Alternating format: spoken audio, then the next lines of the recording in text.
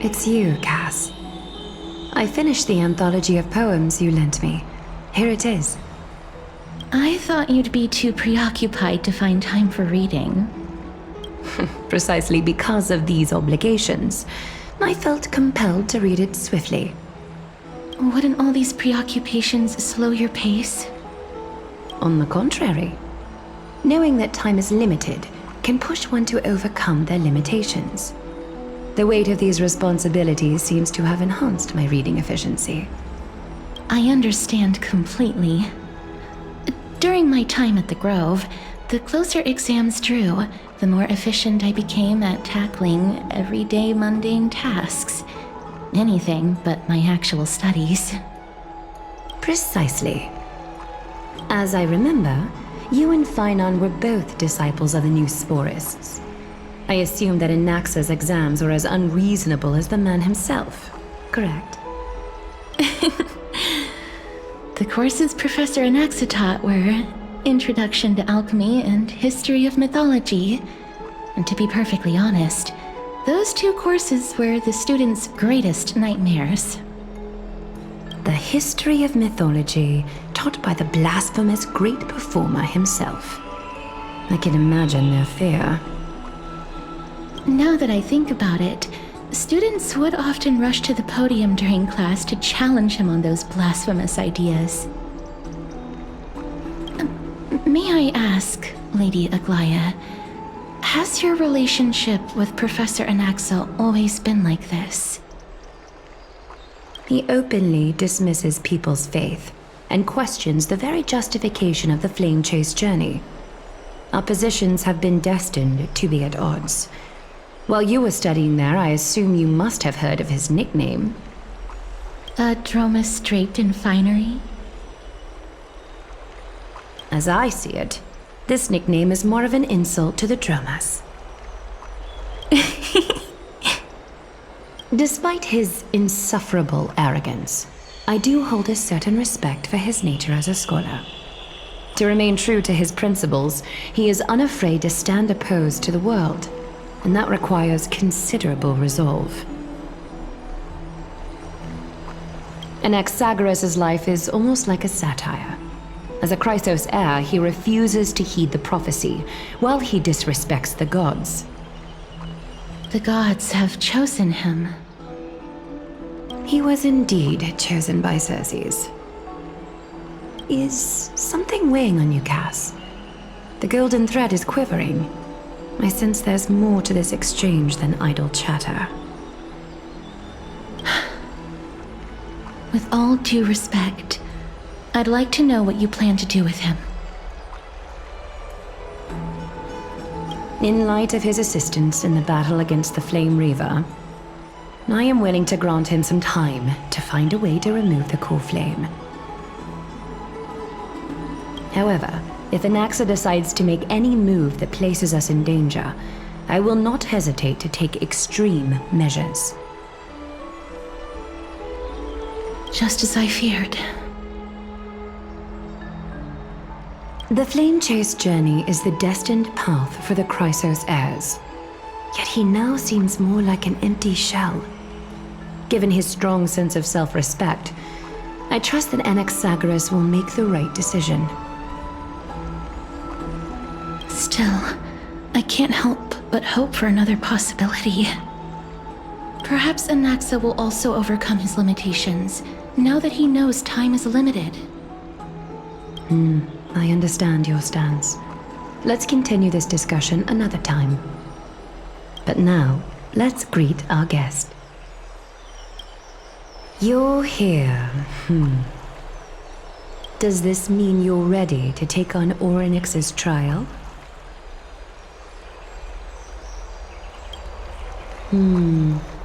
It seems that this sacred beast is just as indispensable, given their intricate ties to the Titan. Memmy mem, memmy mem mem mem mem, memmy mem memmy mem.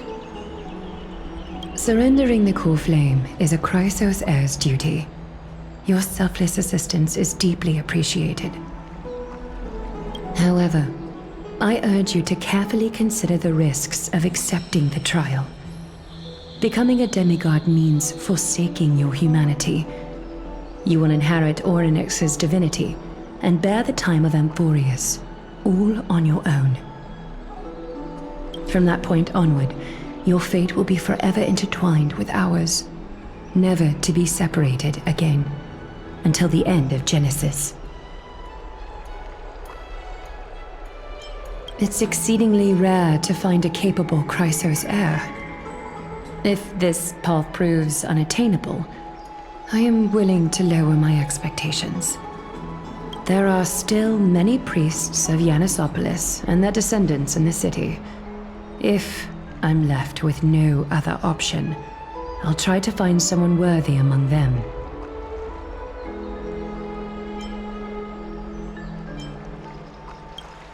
Memmy mem mem.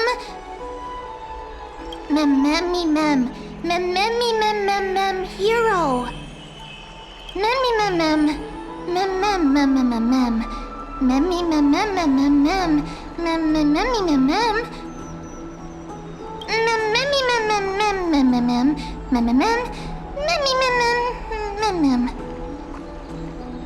It looks like you know that Titan rather well.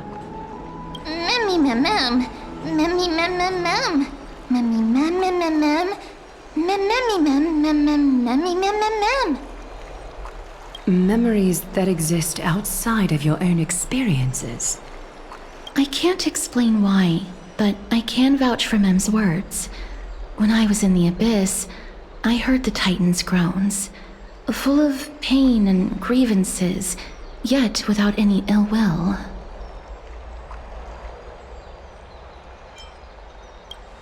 Please, memmy mem mem. Memmy memmy mem. Memmy memmy mem mem. Mem memmy memmy mem mem. Mem memmy mem mem mem mem. Memmy mem mem mem mem huge.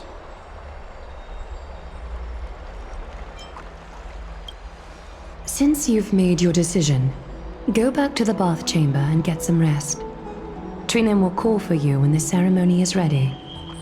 It is difficult for me, as the guide, to absolve myself from blame for things to have progressed to this point. Time and again, you have risen to the occasion for Akima. Nearly rewarding you with some honeydew is no longer able to express the extent of our gratitude. When the dust settles, I hope that we'll have the chance to have a long chat regarding your return journey and the curse of the sky. It's about time that we lift the taboo and discuss things openly.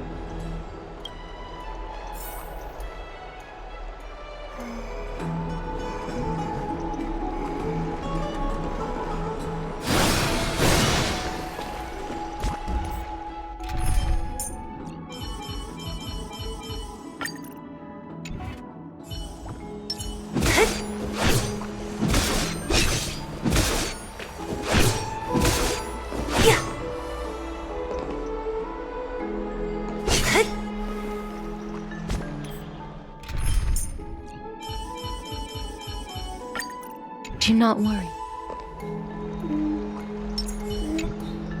Miss, may everything go well for you and Mem.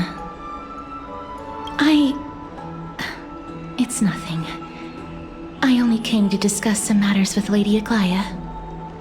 Previously, I lent her an anthology of poems that Lady Trianne had gifted to me. Tracing back, this anthology was something left for Lady Trianne by a bard before their passing.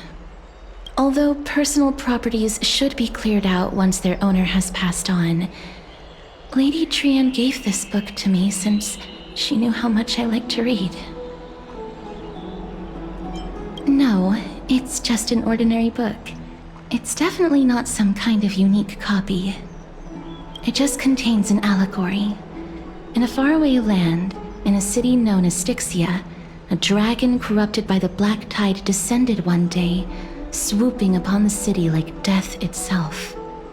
It swallowed the princess of the city whole before it was suppressed. After taking down the evil dragon, the warriors discovered that the princess's life had already met its end. Overwhelmed by grief, the queen hired an alchemist to resurrect the princess using the dragon's flesh and blood. However, having lost memories of her previous life, the resurrected princess turned into an evil dragon herself and wreaked havoc on the city.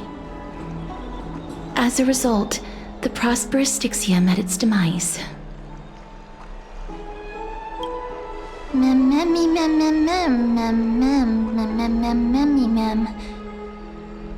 The author of this book is Archepia, a wandering bard who traveled to many cities. Among the things she left behind are poems, dictionaries, and many tragicomedy scripts. She even clearly underlined and took notes in books that covered myths with her elegant handwriting. While flipping through these books, I felt like I was afforded a glimpse into the life of Archepia. It felt just like I was traveling with someone that I'd never met before. It was as if she had yet to pass on and was still alive. That's right. Writing, drawing, and taking photographs. It seems like human nature to try and leave records of things. Speaking of taking photographs, when I was helping you to take the photo previously, I did not look through the photos in your photo stone out of courtesy. But I'm also very curious about the story of the Rosy Celestial Maiden. Despite having visited many cities in Amphoreus, I still understand nothing about the world beyond the sky. If there is an opportunity... forget it. Let's talk about this in the future. For now, I only hope that you'll be able to complete the trial safely and obtain Orynyx's blessing.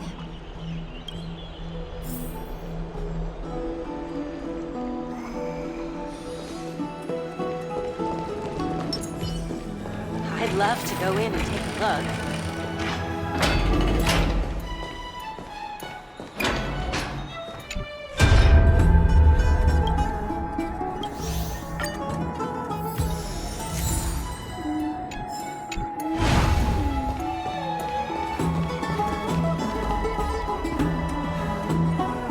That's right.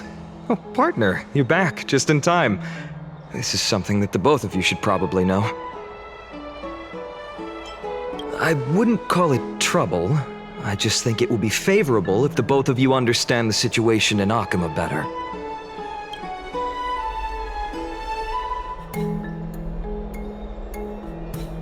Some background information for you. The Council of Elders is an authoritative body in Amphoreus, made up of different city representatives. They hold legislative power over the Holy City, and are in charge of presiding over the Citizens' Assembly held once every few years. This is the most important social event of Akima. It is highly influential, and can even affect what happens to the Flame Chase journey. Despite her vision and wisdom that spans across thousands of years, even she cannot win over the hearts of everyone.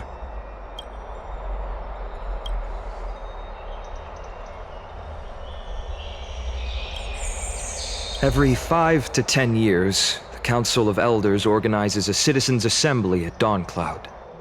During the assembly, the representatives will vote on major issues, such as whether the Chrysos heirs led by Aglaea should still hold the right to govern the Holy City, and whether the Titan's conquest should continue. That is correct. However, the problem lies in the fact that there are ill-intentioned extremists in the Council of Elders. They view the Citizens' Assembly as a way to restrain the Chrysos heirs, and hope to take complete control over the Flame Chase journey. We can refer to them as the opposition. During the assemblies held in the past 100 years, the voices supporting the opposition have been growing stronger in the shadows. It's only thanks to Aglaea that the Flame Chase journey has been able to continue to this day. The Citizens' Assembly is just around the corner, but this time, there seems to be a new variable to the situation. Me?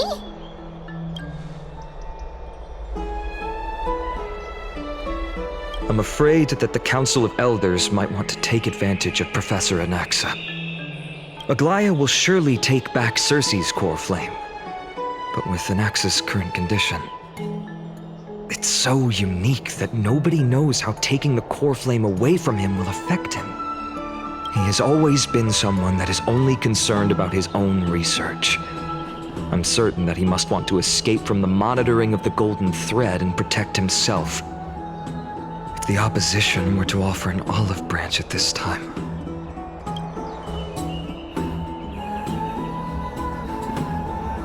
Anaxa has never believed in the prophecy, so technically it cannot be considered a betrayal. However, he has taught many Chrysos heirs, and has long been considered an important ally of Akuma. I truly do not wish to see comrades turning on one another.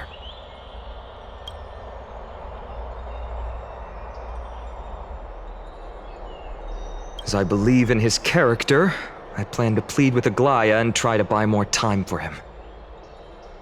Then, the greatest way in which you can help is for you to know what I am fighting for.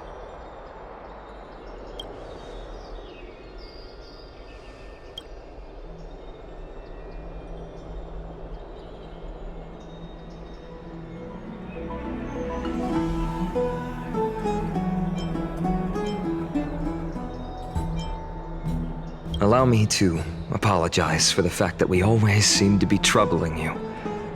I hope that Orynyx will show more benevolence and be more accommodating. I remember that they seemed quite fond of you back in the Abyss. Go and rest and regain your strength. We'll meet at the Vortex in a few days.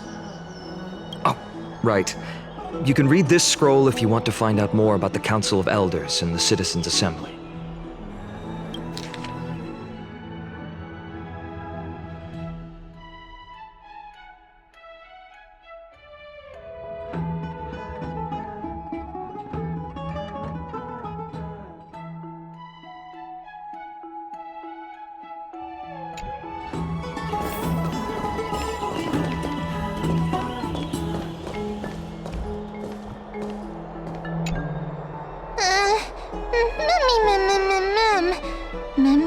Nervous.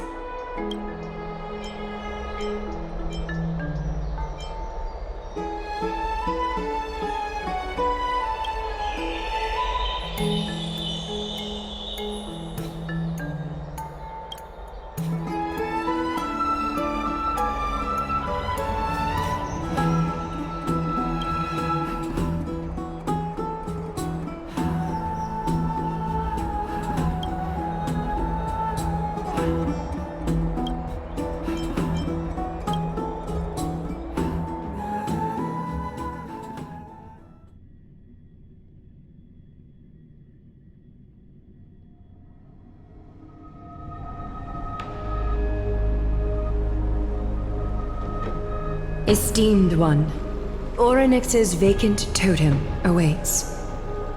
If you have already made your preparations to become a pillar of Amphoreus, please, step forward.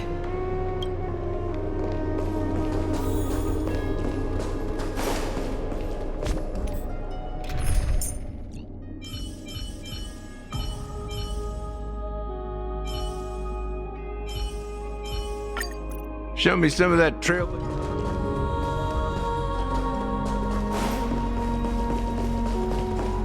Miss, I'm sorry. I'm not sure what I should say to help calm your nerves. Right.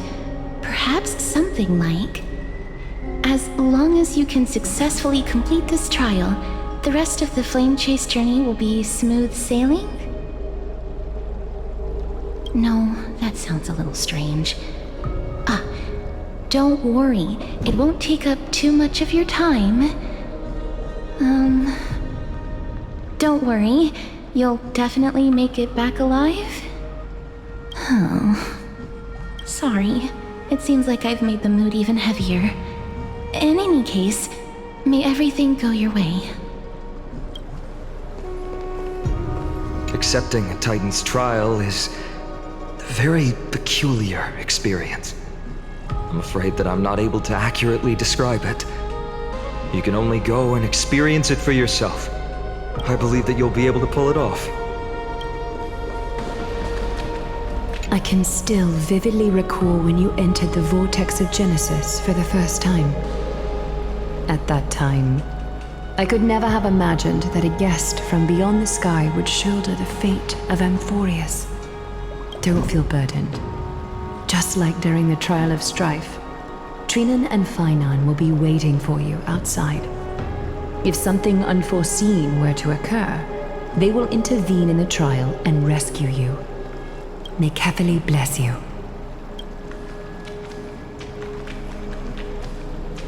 Little Grey and Mem, thank you. Your resolves cannot be questioned. We praise your pure selflessness and courage. May Kefili light your path forward. Get ready to assume Orynyx's divinity, Trailblazer.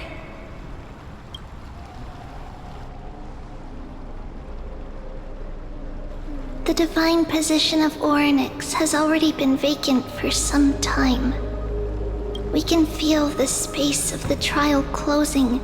As there isn't much of their soul left, we'll have to complete the ceremony before their soul completely dissipates.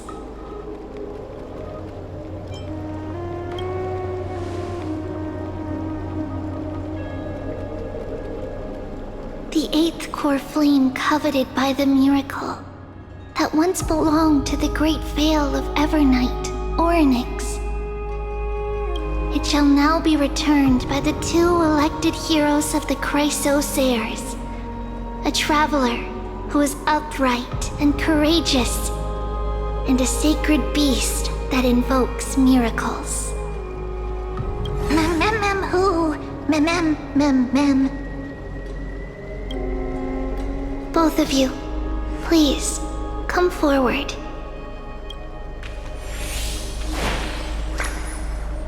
Recite along with us. O Majesty of the 12 Titans, pillars of the world, we seek your divinity to mend the rifts of the world. Fill our bodies with blood of gold, till we wither in willing service to the prophecy.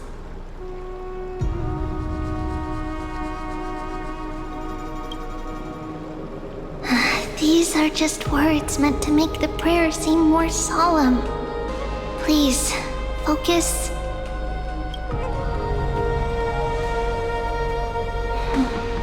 And surrender the core flame.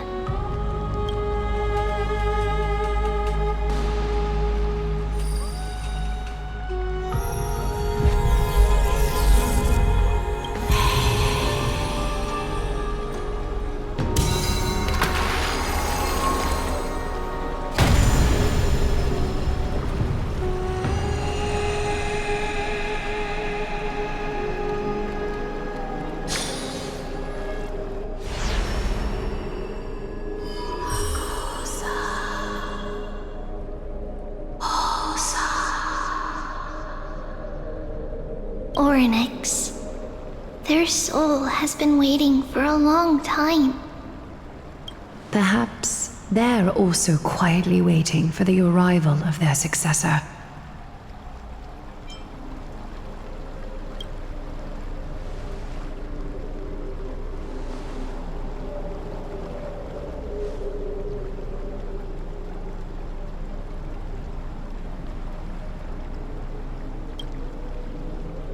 Don't worry, you're tougher than I am, right?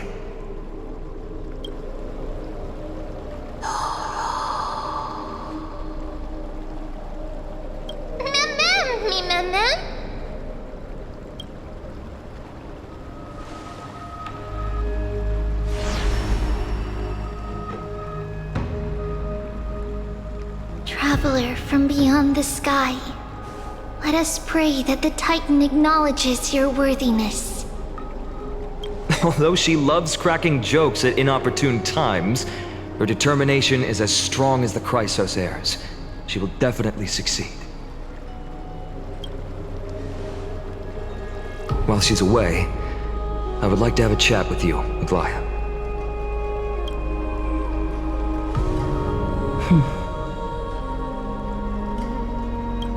Speak. I'm listening.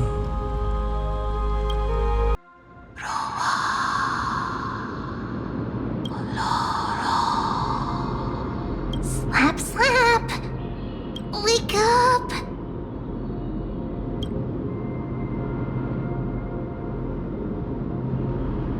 How is it? How do you feel? Right? I think that it's amazing too! Testing, testing, 1, 2, 3! Testing, testing, 1, 2, 3! I have such a cute voice! It must be because of all the memories that I collected. They allowed me to grow beyond expectations. Also, listen. The words of the Titan are becoming clearer. Mother. It hurts. Have I finally reached the end? Are the years of isolation coming to an end? Oryx. Oh, how heartbreaking. Ever since the figure draped in the black cloak robbed them of their core flame, they have been relegated to waiting in isolation in such a confined space. We are going to help alleviate their pain, right? Memories broken. Mother, where? Mother? Who are they calling out for?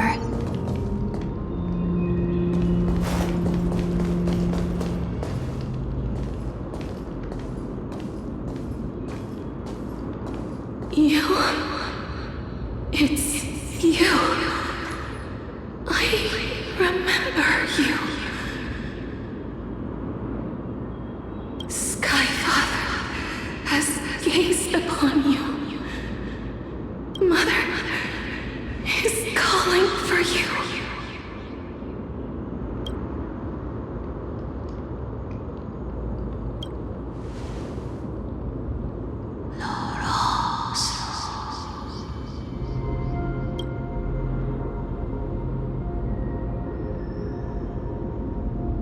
Skyfather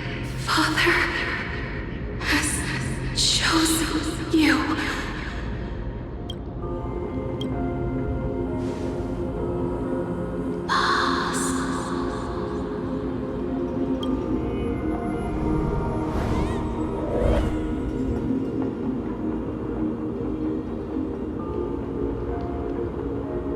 Mother is no longer responding.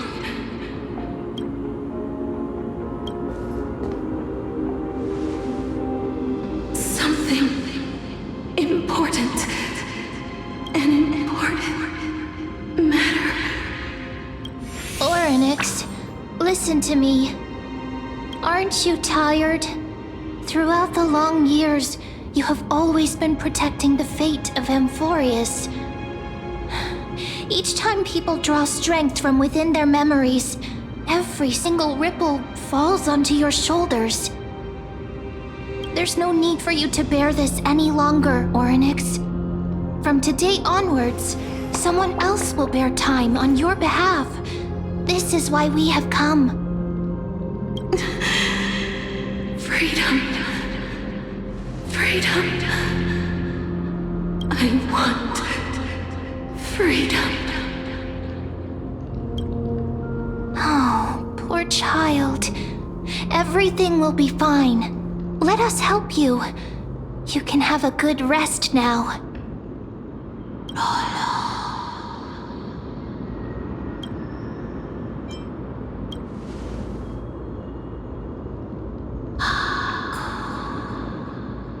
You have potential, strength, willpower, powerful, and tenacious.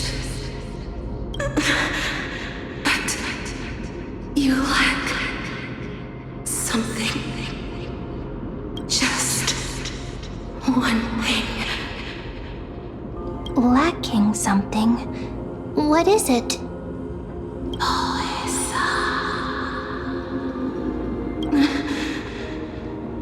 What you lack is a future.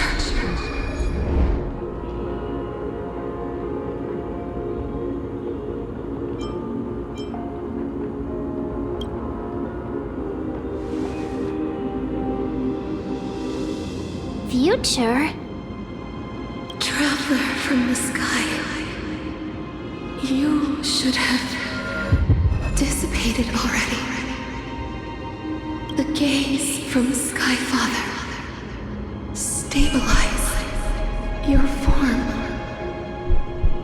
Because from the moment you crossed the sky, your life was cast away. Right now, you are simply a collection of walking memories. What? How is that possible?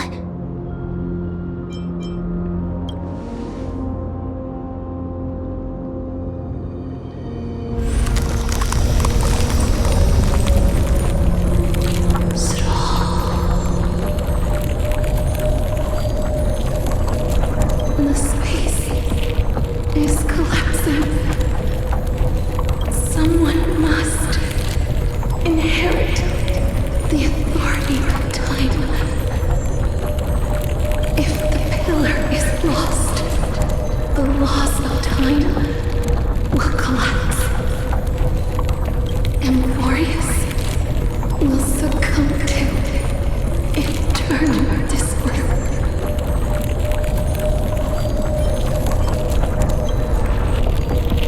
Time never compromises, never bears grudges, never forgives, never makes a choice. Child of humanity, Titans, Mother, Skyfather. Time restrains everything that exists in this world. Oryx's divinity is dissipating? Is the trial coming to an end? Pathstrider of remembrance, my strength, I shall entrust it to you. The fate of the world, if you wish to, save it. Go and find your future that has been stolen. Even if that means you'll have to cheat death. You'll have to challenge that hand of shadow clasped with unyielding fingers.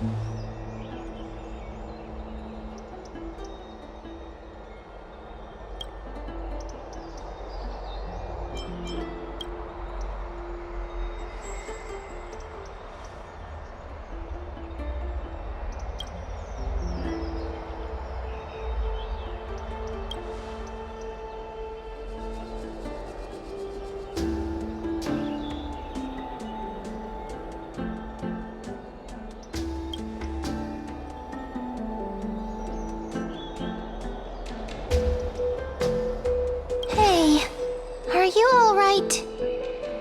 I heard you two talking about Thanatos. Cass is also very concerned about the warning. She has left the vortex and returned to the garden. Shall we go and look for her? Thanatos is the titan that Cass has always been looking for. Regardless of whether there are any clues, there's probably no one else that understands death better than her. Oh, right. There's something that I have to tell you. The Chrysosaurs already know everything that has happened to you. I was too worried, so I told them everything. Please don't hate me, okay?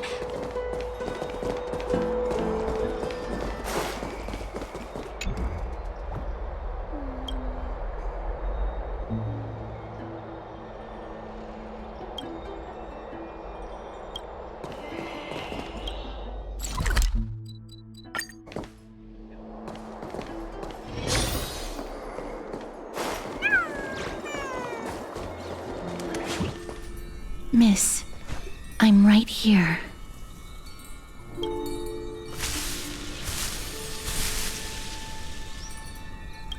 Please stay there and slowly turn around.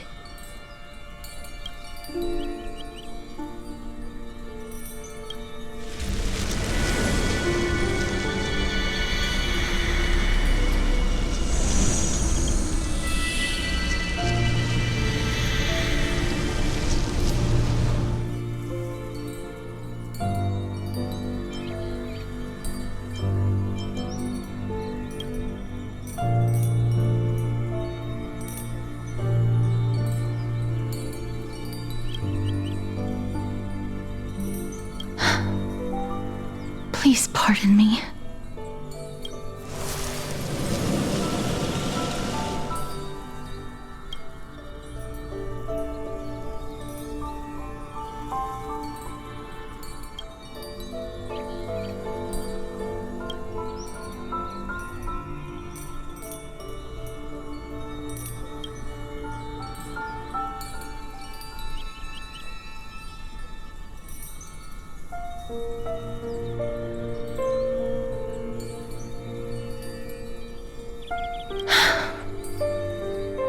Just as I expected. I cannot feel anything. Back at the Grove, I was puzzled as to why you were not affected by my curse.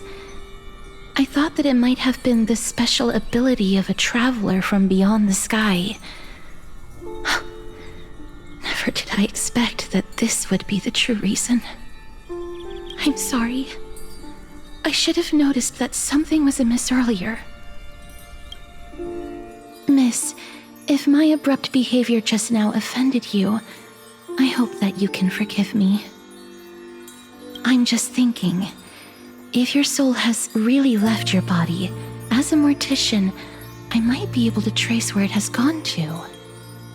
Cass, did you find anything? My apologies, not as of yet. Perhaps I have overestimated my capabilities. But, Miss, would you be willing to let me try again? This time, I'll increase the area of contact slightly. Perhaps the result might be different this time. I have never touched the living in this way before. If my actions are in any way disrespectful, I hope that you can forgive me.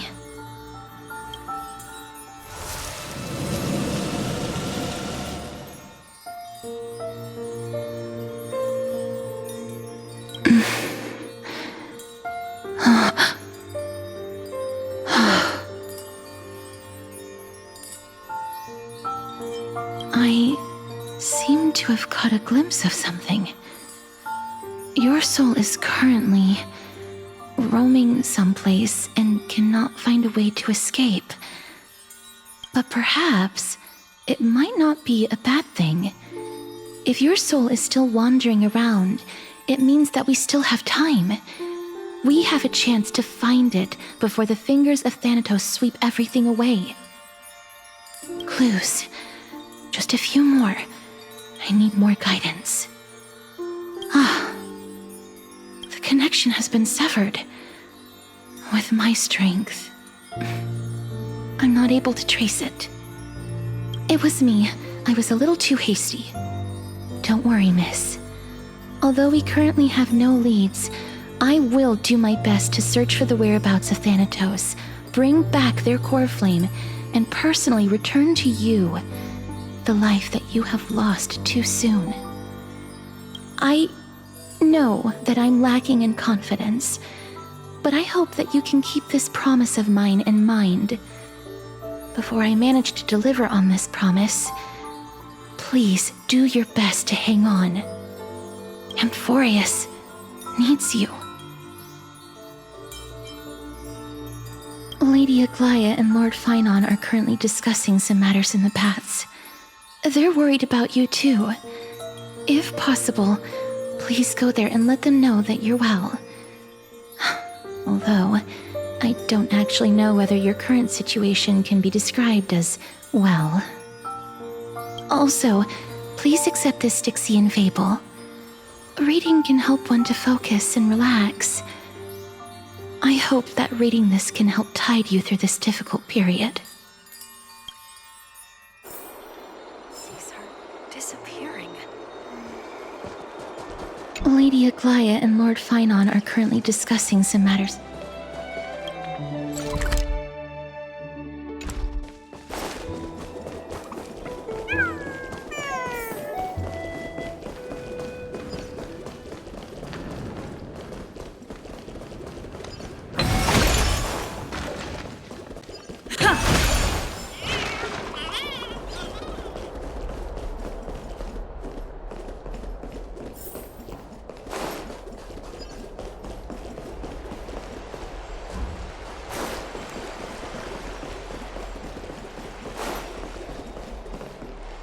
They're here.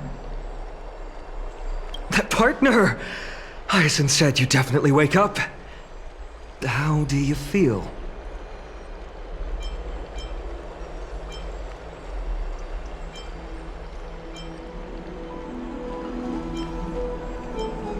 That's the medical prowess of the Twilight Courtyard. Amazing, isn't it? You've completed the trial of time, and I have to admit that the process went better than I expected. Even in the end, that Titan's heart still showed a soft spot for humankind. However, I never expected that. Two people who have cheated death would appear in Akima at the same time. That's what we have been talking about. Mydei has been in Akima for such a long time, but has no one thought to study his indestructible body? If there were even any minor breakthroughs, we wouldn't be as clueless as we are right now. Many have had this idea, but so far, there have been no results. If it were successful, Thanatos wouldn't have disappeared without a trace. Nevertheless, now is not the time for us to give up. At the very least, we can still see a glimmer of hope. Cipher. If anyone in this world knows the whereabouts of death, it would be her. I'll try and get her to return to Akima, but do be prepared for a less than ideal outcome. Please understand that throughout the history of Amphoreus, no one has ever managed to escape the clutches of death. At the end of time, Thanatos silently awaits all. It is my duty. We too require you to bear the divine position of time. But before that, just... What's wrong, Aglaea? Omens always come in pairs. A tiny air current will eventually brew into a storm that tears the sky apart. It's Anaxa. He has initiated contact with the Council of Elders. In the end, it has still come down to this. I earnestly hope that your assessment of him is accurate, Phainon. Otherwise, the efforts of my teacher and I of the past millennium might be reduced to dust because of that great performer.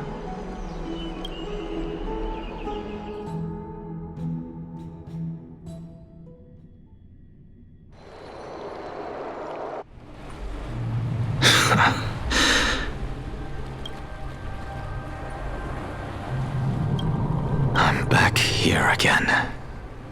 I remember this dream. This realm is covered in a silk-like fog, and the land is barren and harsh. The crowd of travelers leaves tracks everywhere. Hey! Excuse me! What is this place? Where in Amphoreus are we?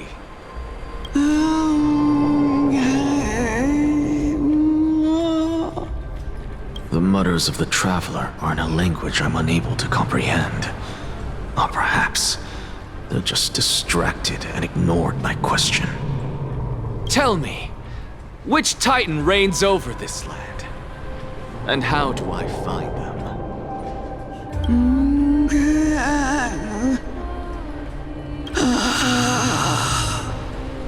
Hand of Shadow. Hand of Shadow Thanatos. Could this possibly be the Netherrealm? Not Netherrealm. Then where is this? River of Souls? The outskirts of the Netherrealm? Are you heading downstream toward the Netherrealm?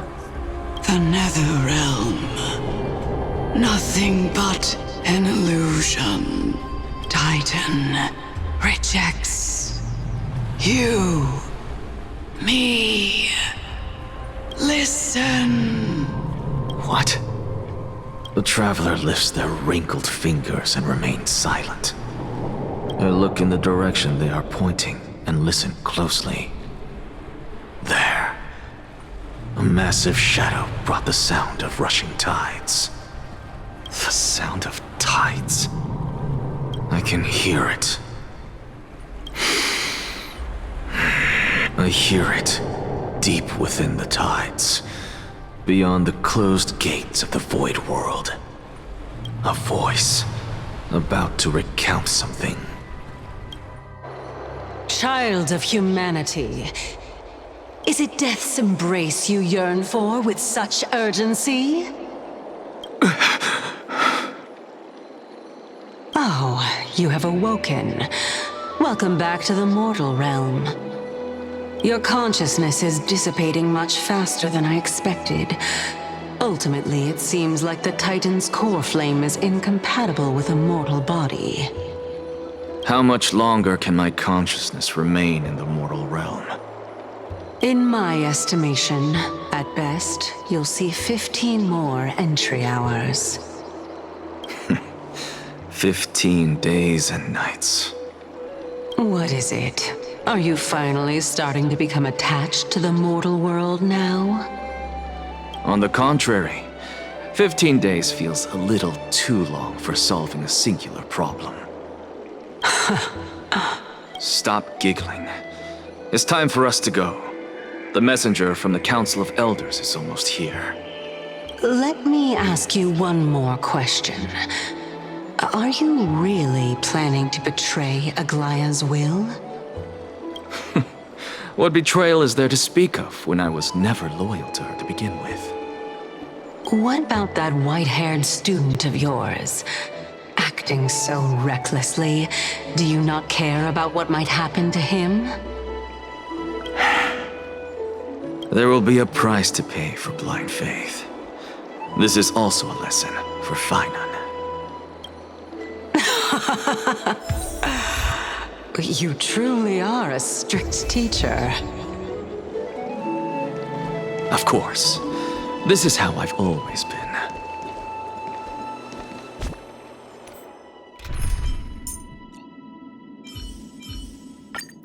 Looks like it's not a bad time for a performance.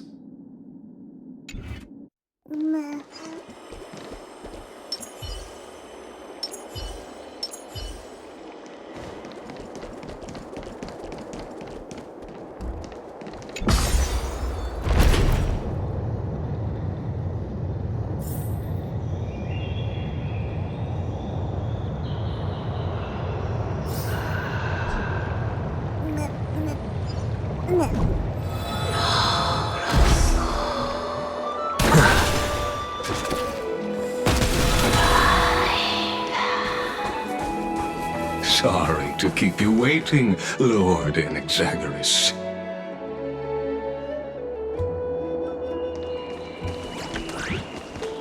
It's been a while, Lord Anaxa. I greet you on behalf of all the citizens of Akima and express my deepest regret about what happened at the Grove of Epiphany. It's you. I never expected that you would personally come and meet me. By carefully into Lantern above, I have come as a testament to the justice of the Council of Elders. There are anti-Catherans here? They have been a rare sight ever since the Chrysos War. I extend to you my utmost respect, revere Titan. I am Lycurgus, though you may call me Lygus, holding an honorary position within the Council of Elders in Akima, and as the Theoros, I stand to protect the right of all upright citizens to express themselves freely. You can see them too? You know about us. We anti-Catherans perceive the world through the amplitude and frequency of souls. Just as I am conscious that Lady Aglaea is secretly listening in on our private meeting from afar, if necessary, Lord Anaxa, I can sever the golden thread to protect your fundamental rights. The demigod should know better, for such is her station. Spare those poor threats, and just let her listen to my words. They shall serve only to unveil her own folly. May I interpret this as you having a countermeasure? I need not any plan, because she can do nothing other than petty espionage.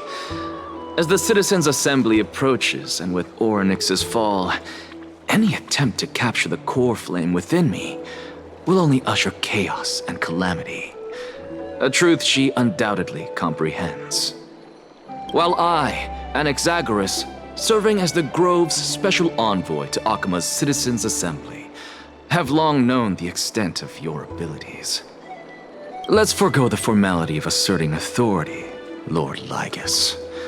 Lead the way. Very well. Surely Lady Kindness would appreciate such assertiveness in an ally. She's been waiting. Follow me, please.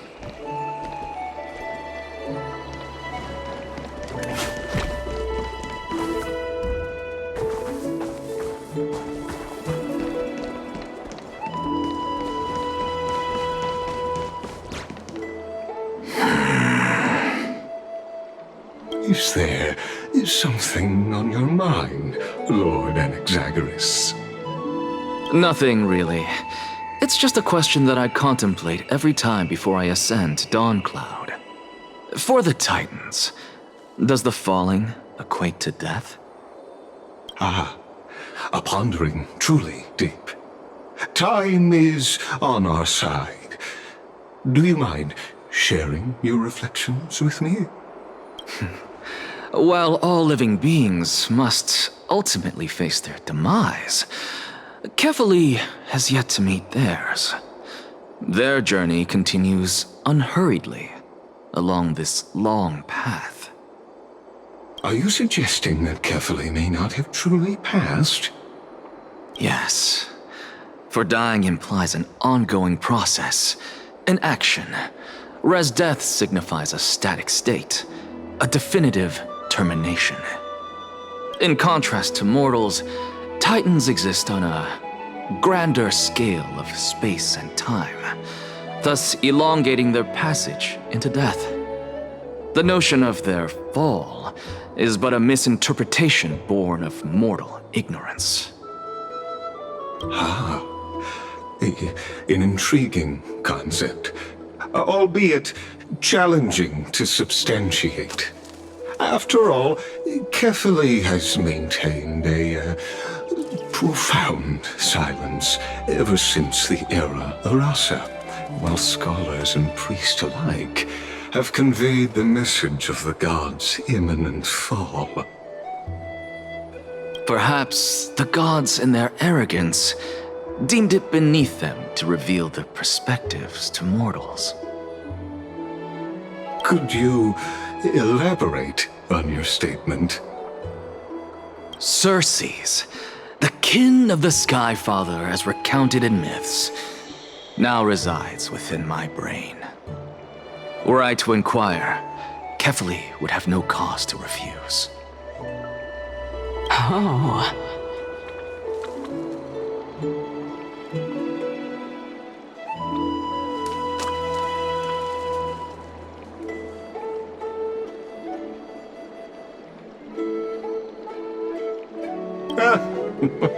That very well could be true. But what if the world-bearing Titan still chooses to remain silent? In that case, the myths crafted by the people of Amphoreus are nothing more than pitiful jests. It's worth a try. I believe, and I'd love to witness the fruits of your theory and the change it may bring to this imperiled world.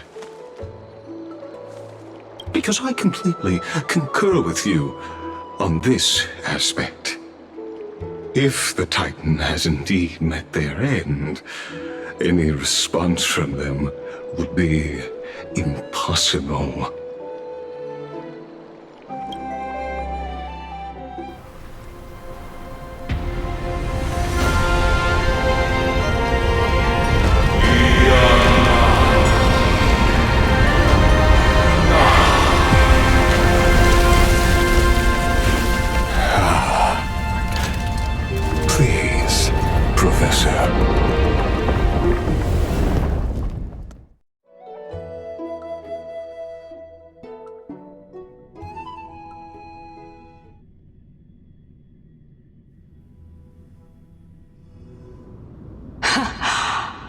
Children of humanity have indeed created a spectacle.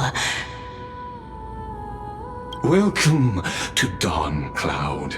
The atmosphere here carries a greater sense of solemnity than the mundane clamor of the Marmorial Palace, with entry permitted only to the invited. Only esteemed beings grace this place, and among them I've received priests, scholars, warriors, and now we even have the honor to be in the presence of a Titan. Oh, what a joyous occasion. Once deemed a blasphemer, now a surrogate for revered divinity. The honor should rightfully be mine, shouldn't it? I'll notify Kindness and the others of your arrival. Kindly wait for a moment. A soldier will be here to guide you shortly. In the meanwhile, you are welcome to explore the vicinity, but kindly remain within the guard's view. Delaying the crucial meeting is something none of us wish to see, I presume. I'm well aware of Kindness's methods. There's no need to emphasize that. As you wish. Your cooperation is Much appreciated. Alas, I had hoped for a brilliant plan from you, but it turns out you just left one cage to enter another. Save your concerns. I know very well what I'm doing. I shall depart to explore the surroundings then. Now that I look around, I wonder if there are any murals bearing my portrait around here. I'm quite intrigued to see how the children of humanity beyond the Grove perceive another Titan. Off you go. I won't be joining you. This Titan appears to be quite at ease. I should investigate the Council of Elders' recent activities first. Be aware, I can hear you perfectly well from here.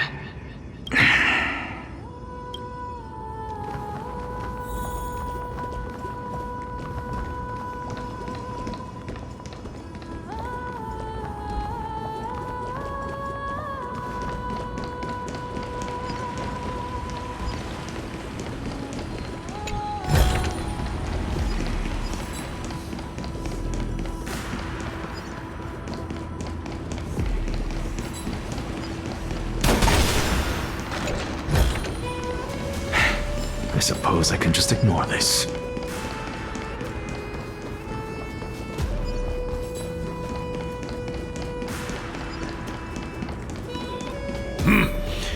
Even blasphemous scholars can come here, it seems.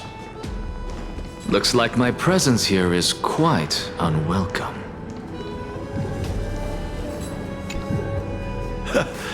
Anaxa, I thought that you had died to the Black Tide, just like the other scholars. As Kephales's priest, are you not aware of the decorum of respecting the dead? Surely you jest. You blasphemous heretics are not worthy of respect from the Supreme Being. Let me remind you that you're currently in Dawn Cloud, so you'd better keep your deranged language to yourself. I am no longer that altar servant from years ago who could only acquiesce to the commands of others. Now, I have plenty of ways to deal with people like you. I'm not sure whether I should laugh or cry right now. I can't believe that a follower such as you could have been made by a creation titan.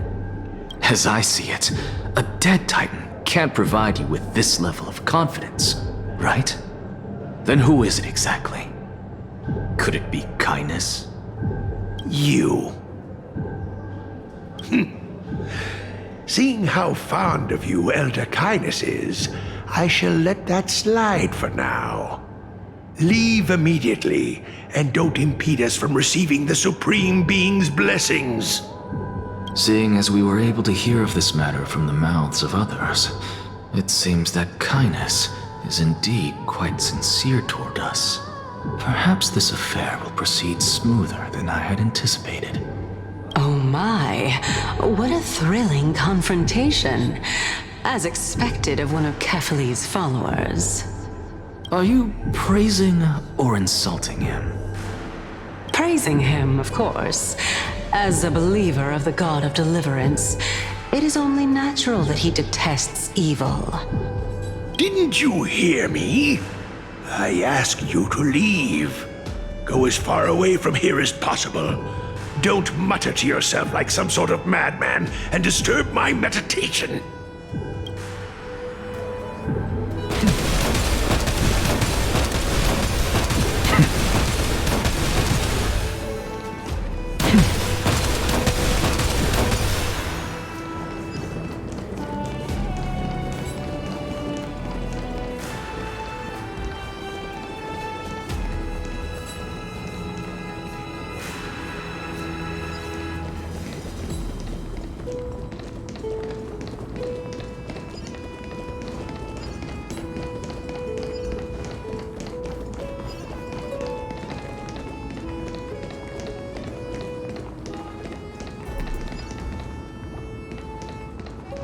Professor Anaxa!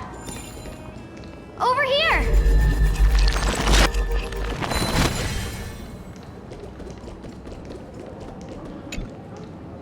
Professor Anaxa? Word has it that the scholars of the Grove valiantly perished resisting the Black Tide. To find you here safe and sound, thank the Fates. You could say it's the Fates toying with us. It's only the Crimnoans and Idonians who chase glory through death. But your survival is a victory in itself. I'd settle for that gladly. So, are you here to report the incident to the Council? I heard that after the Black Tide devoured the Grove, Akuma would be next in line, even with the demigod of strife standing alongside humankind. Tell me, how much does the Council of Elders know about the Black Tide? Once Kindness and her followers learned of Circe's and Orynyx's fall, they proclaimed in the Council that the Flame Chasers could no longer stand against the calamity alone. Yet, when the Crown Prince ascended to godhood and repelled the Black Tide, she immediately altered her tune, declaring that all was resolved beyond Akuma, with the only remaining menace now being Aglaea and her adherents. They might well make their move at the upcoming Citizens' Assembly. No surprises there, those shifty opportunists.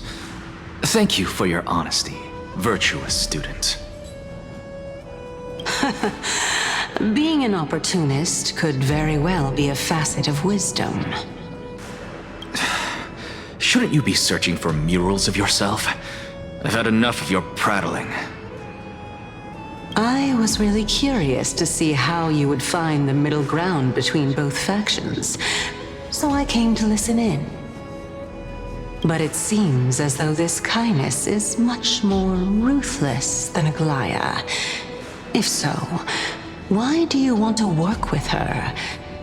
Could it be that perhaps you've decided to readily surrender this hollow shell of yours, just because you feel like death is fast approaching? I'm afraid you'll be sorely disappointed if that's what you truly think. I've had enough of this. Could the 15th entry hour arrive any faster?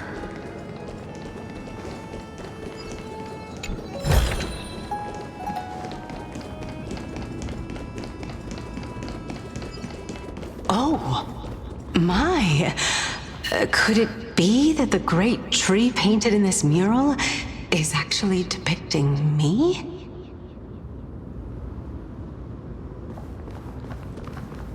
Every plant, every tendril, no, even every leaf could be the embodiment of Circe's. As a result, mere mortals who did not know what the Titan actually looked like chose to paint them as a giant tree instead. Their wisdom was portrayed as fruit, to symbolize how they shared their knowledge equally among the masses. Such exquisiteness indeed. This mural is quite abstract. I really can't tell whether you are praising or demeaning yourself. Now I'm quite curious whether the Reason Titan has studied figures of speech before. Of course I find such stylistic devices interesting. For all we know, this could be the answer to the question, what exactly are we? I, for one, am not willing to admit that I could look this ugly. Was this the reason why you failed in your attempt to refine my soul when you were ambushed at the Grove? Since you are aware of this, why did you save me back then? From my perspective, this point alone was enough to separate you from the average person. How do two lunatics coexist in the same brain? Therefore, it seems that your journey to Dawn-Cloud this time is not just to seek protection. What, then, is the intention behind your actions? The entire plan is stored in my memory, so why don't you look there? Then don't mind if I do. 1 year old? 2 years old? Oh my! Even a member of the preeminent 7 sages must hug his Dromastal to sleep? How interesting. That's enough. How unusual. Your soul is actually trembling. This must mean that behind this toy hides a secret that nobody knows, right? Since our days are both numbered, I don't mind telling you more about it. This is a present that my sister gave to me. It's a doll that was made to look like our family pet. So there are other members in your family, eh? Are they also living in Akama? Don't you just love to pick through my brain? Go on, continue flipping through my memories. It won't take long. You'll discover the answer when you reach the memories of when I was 5. Oh, the black tide is everywhere. I can't bear to look. When I was young, I couldn't accept this outcome either. Georios, Aquila, Kefali, and you, of course. Although I prayed to every titan that I could think of for help, my efforts were ultimately futile. This...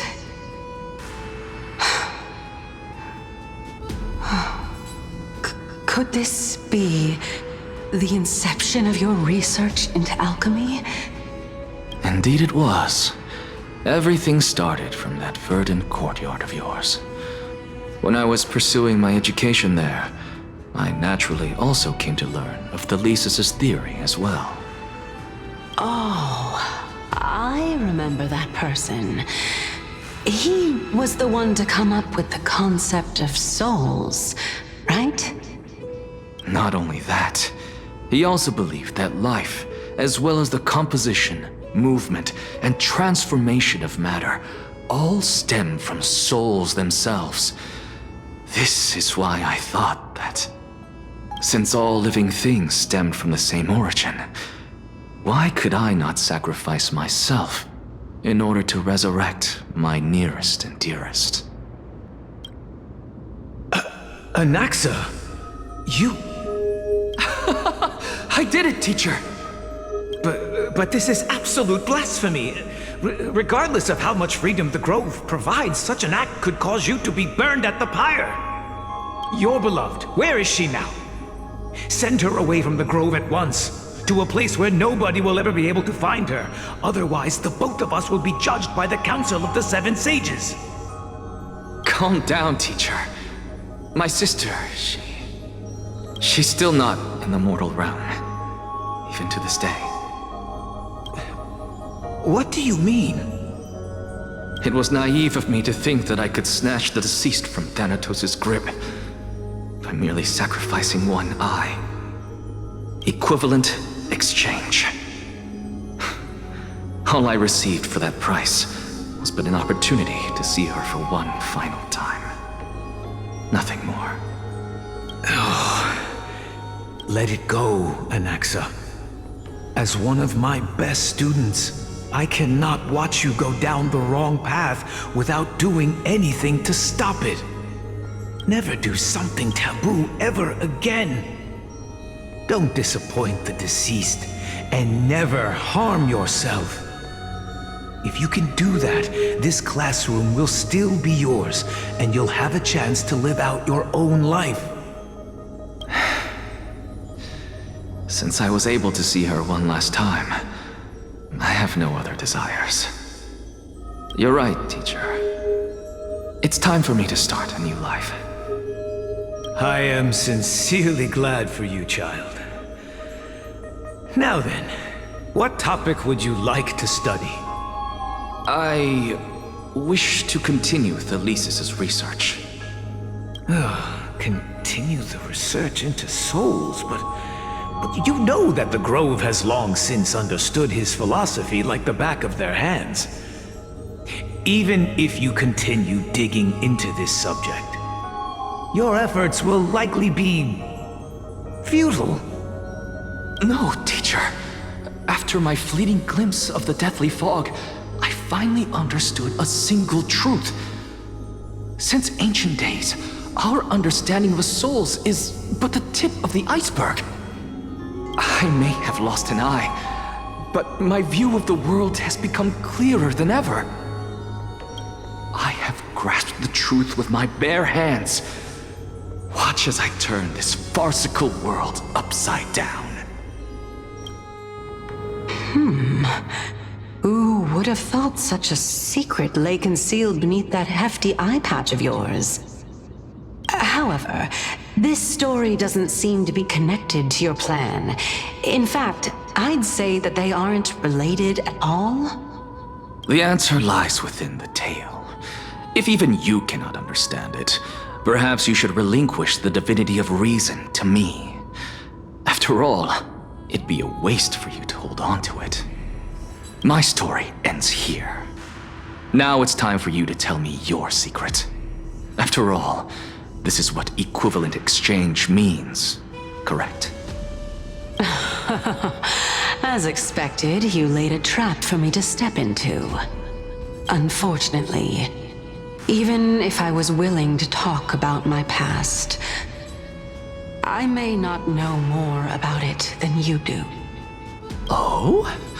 Are you saying that the renowned Reason Titan is now admitting a lack of wisdom? Your followers are going to be sorely disappointed by this. Child of humanity, remember this. Being cognizant of one's ignorance is the greatest wisdom of all. Now I understand. No wonder you asked me to answer your random, nonsensical questions. Not only that, you're the only one who can shed light on my query. As the saying goes, onlookers see most clearly. Is that so? Lord Anaxa. I saw you muttering to yourself and was wondering whether you were caught in a delirium of reflective thought. I'm sorry to interrupt you, but time is of the essence. I have a message from Lord Lygus. Lady Kindness has met up with the Council of Elders and is awaiting your arrival, so please depart forthwith. It's finally time. Carefully.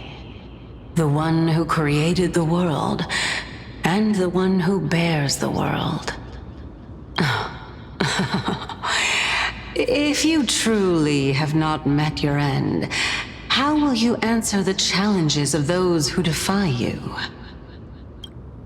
I didn't expect you to agree to Lady Kindness's invitation. What a wonderful turn of events. To tell you the truth, there are many people who hold grudges against that Lady Goldweaver.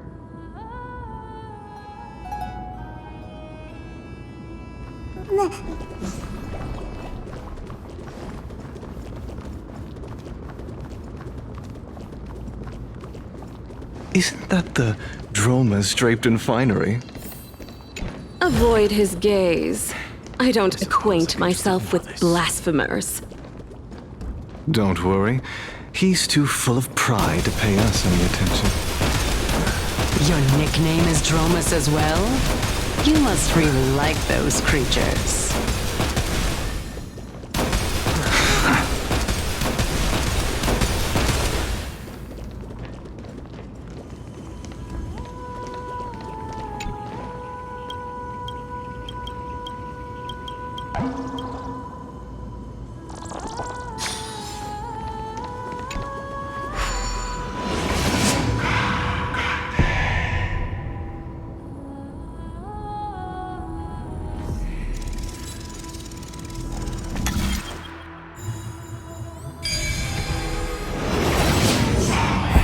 A student of Empedocles? I hear that his views run counter to the Venerationists. This is what being a scholar is about. A collision of ideas only occurs when there are differences in beliefs, and it is such collisions that lead to progress. Yet, in my view, there are only Lord Lygus and Lady Kindness are just ahead. I'll take my leave for now.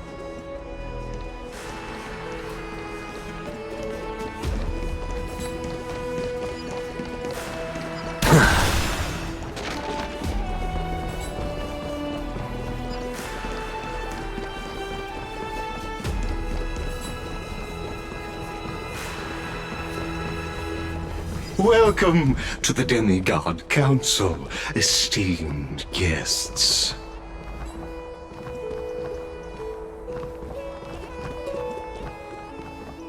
Lord Anaxagoras. Oh, I've heard so much about you. Head of the Nusporists of the Grove of Epiphany, notorious blasphemer, a Chrysos heir who bears Circe's core flame, a survivor of the Grove calamity. Did I miss anything? Well, if so, please be so kind as to enlighten me. Since Lady Kindness is already well acquainted with me, I won't waste any effort introducing myself again. But then again, perhaps the customs are different here. Back in my hometown, there is a form of etiquette known as honoring guests. The host will welcome their guest with warm hospitality by treating them to fine wine and a cozy bed. And yet, ever since I arrived, I have not been welcomed with warm courtesy or ceremonial gifts. Instead, I am met with intense scrutiny. Even more absurd, the host has sharpened their blade and instructed their servants to lie in wait in the shadows. Perhaps you intend to cut open my heart, retrieve the core flame, and then hold a grand feast for all of the guests. Everyone, stand down. Thank you for understanding. I am but a feeble scholar who is not used to the stench of avarice and blood. No need to be humble, my lord. From my perspective, your courage and gumption are worthy of the reputation of the Seven Sages. Your bravery is more than adequate to accomplish our perilous endeavor. So, you wish to start a war? Well, since the Chrysos heirs are calling for war, we will respond in kind. Conflict is inevitable. Since Aglaea endeavors to suppress the virtuous commoners with blood of gold, we will not hesitate to display the rights and mettle the citizens of Akama are so entitled to. As to your question of whether peace is still a viable option, well, to that I can only say this. Everything hinges on the next citizens' assembly and whether they have a sudden epiphany amid the clamor of the masses. And since you, as a Chrysos heir, accepted our invitation, you have indeed given us a glimmer of hope. What brazen arrogance. What you're saying right now is worlds apart from what you were saying before you retired your cleaners. I don't deny it. After all, they're responsible for cleaning up any threats, and just a moment ago, you were on the side of the Chrysos heirs. But now that you're an ally of ours, we can continue talking somewhere else. As you know, these walls have ears. I was fortunate enough to have the opportunity to discuss a treatise about the Venerationists with your teacher, Empedocles. Yet, it seems you subscribe to the Nusporists instead, Lord Anaxa. I've heard that this school of thought is one with many detractors. It's normal for ideas to have supporters and dissenters, just like how there are two types of people in this world, geniuses and dimwits.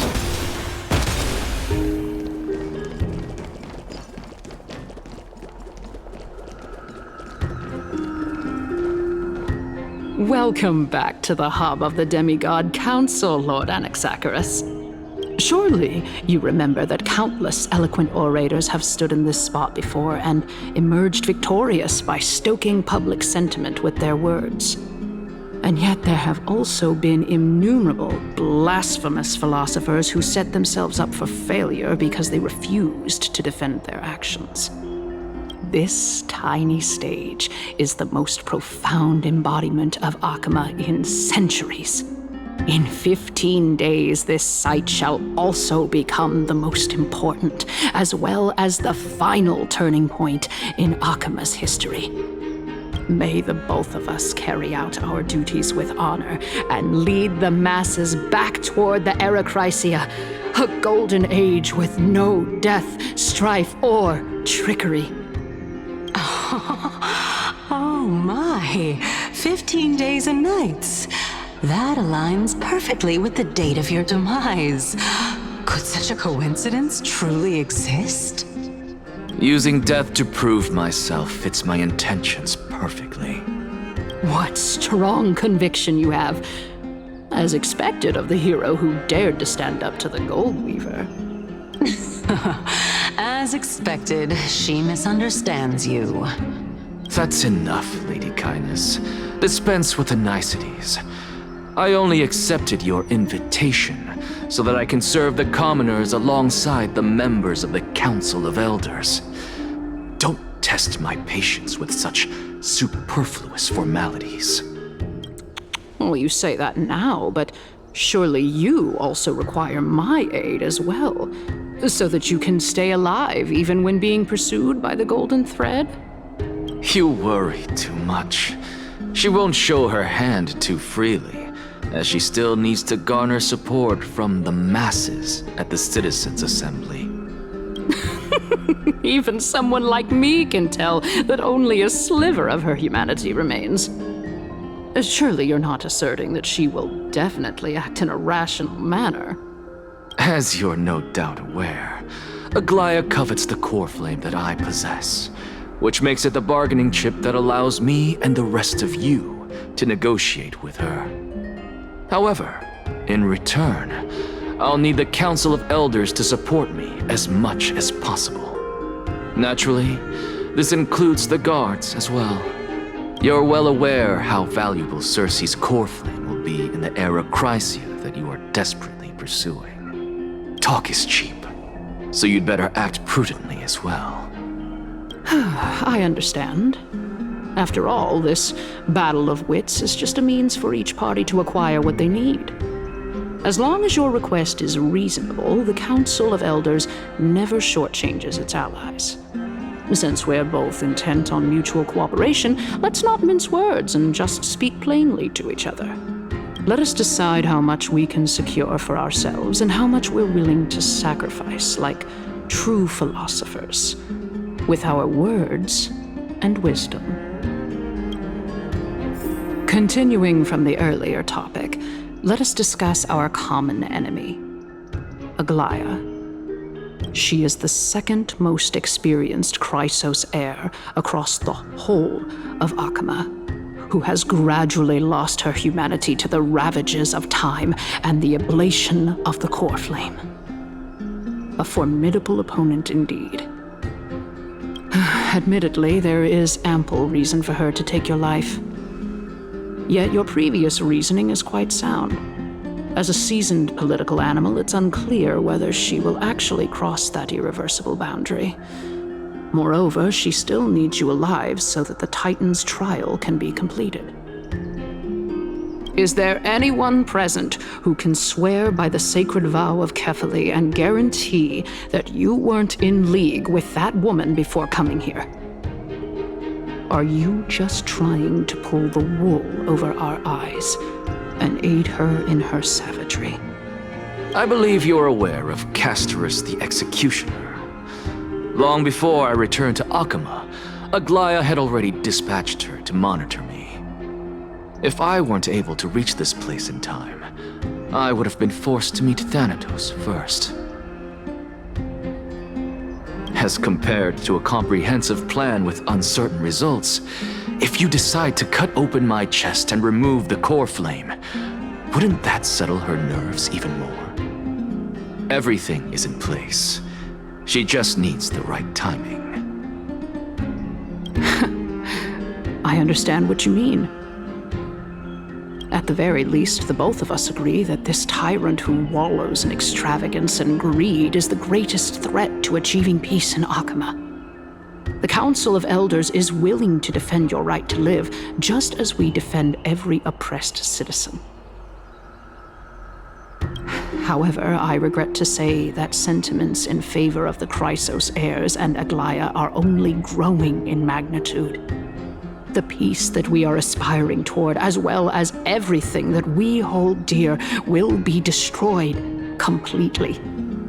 The city will be burned to ashes, and the citizens' blood will be shed. Tell me, what are you willing to do for our esteemed citizens so that they can vanquish the enemies of our fine city?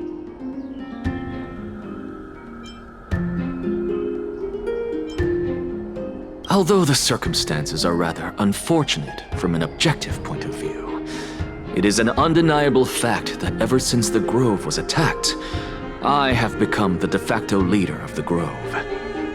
The Council of Elders needs more backing if it wishes to topple Aglaea, and it's evident that the Academy wields considerable influence.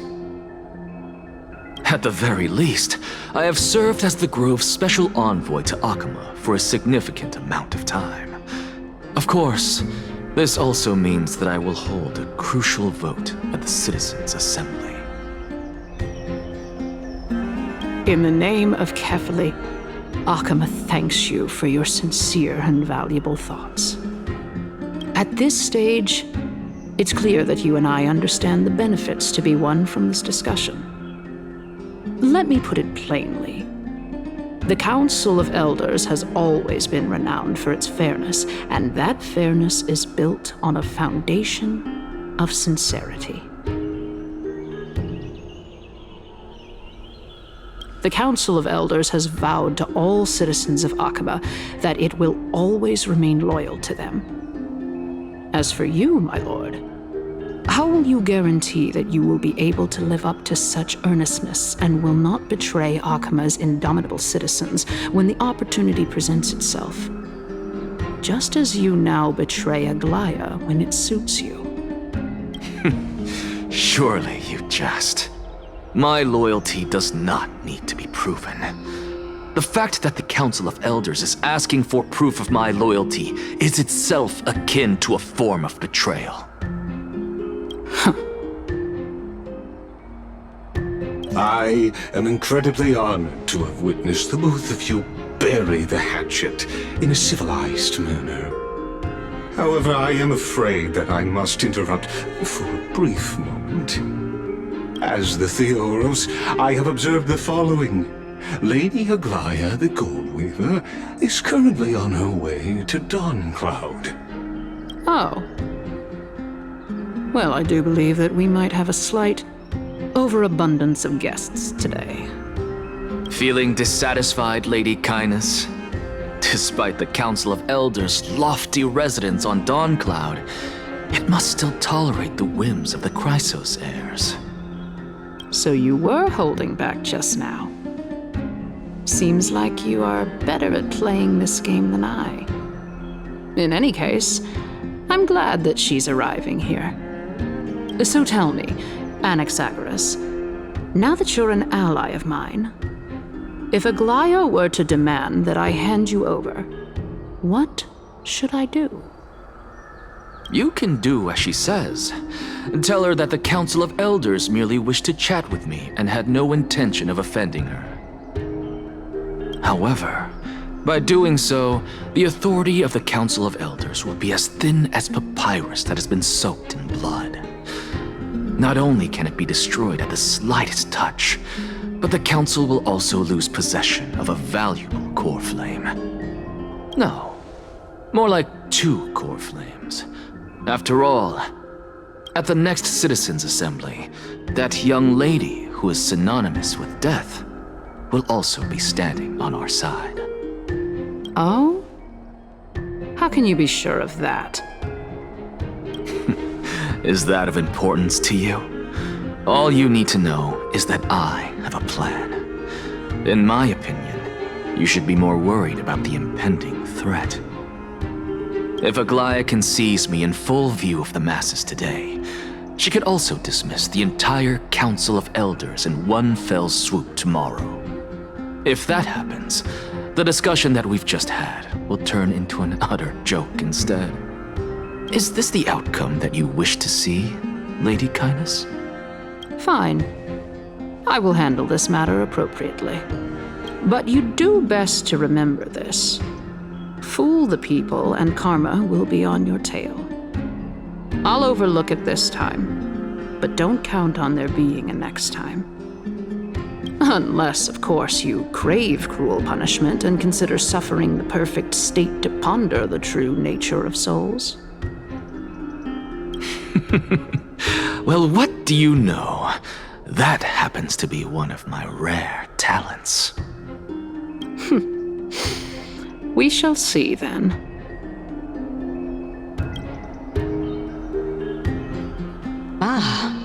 gotta say that you've managed to really impress me again.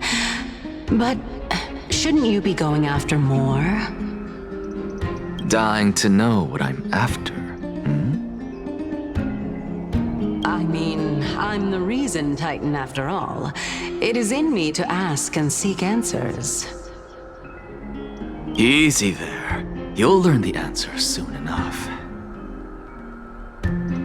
I didn't bring it up with her purely because she doesn't have the means to give me what I truly want.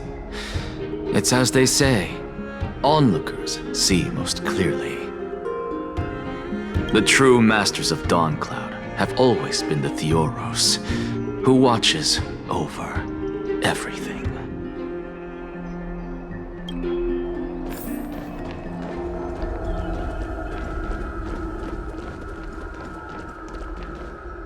An expected visitor. Welcome once again.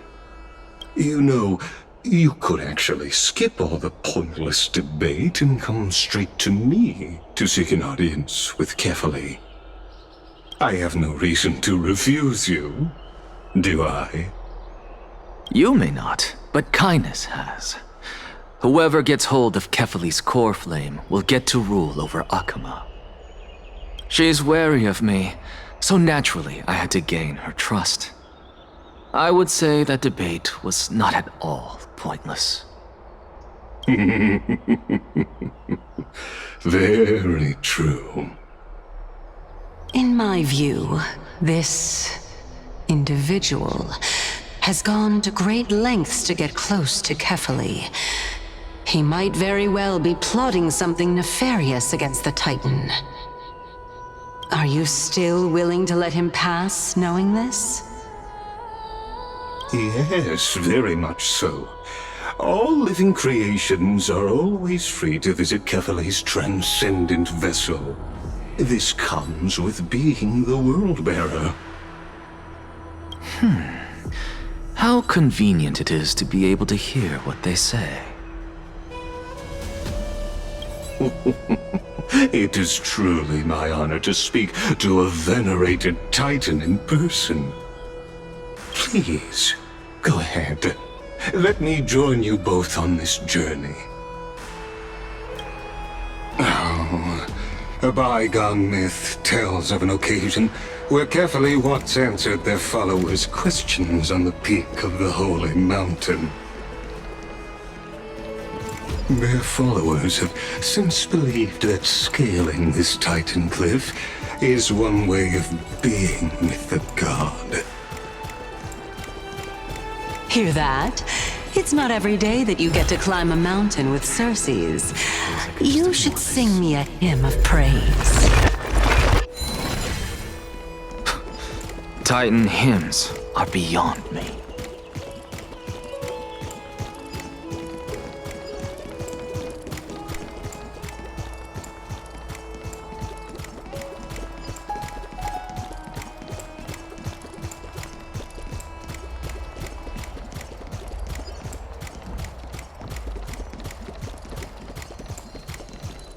Go on ahead. Take this Yanis shortcut, and the long pilgrimage stairway will be waiting for you at its end. I have to admit, I never expected you to not ask me anything. Not even my motive.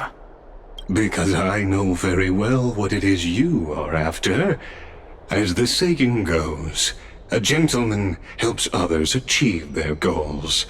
I have a feeling that your theory will be validated at the end of this journey. I believe Kefali will not deprive you of your right to ask your question, especially now that you're on the brink of death. You must be closer to Kefali than anyone else. Wouldn't you agree? I hope things go as you say, then. Putting a child of justice into a farcical world is bound to turn it upside down. It is my hope that you bring a much-needed change to this world which is on the brink of destruction.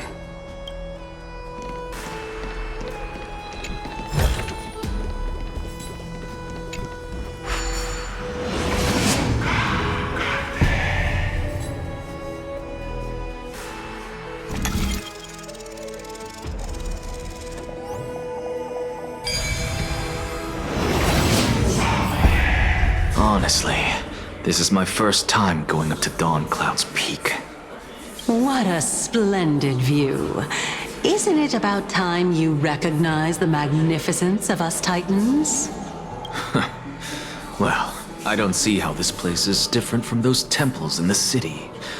All they have are magnificent facades.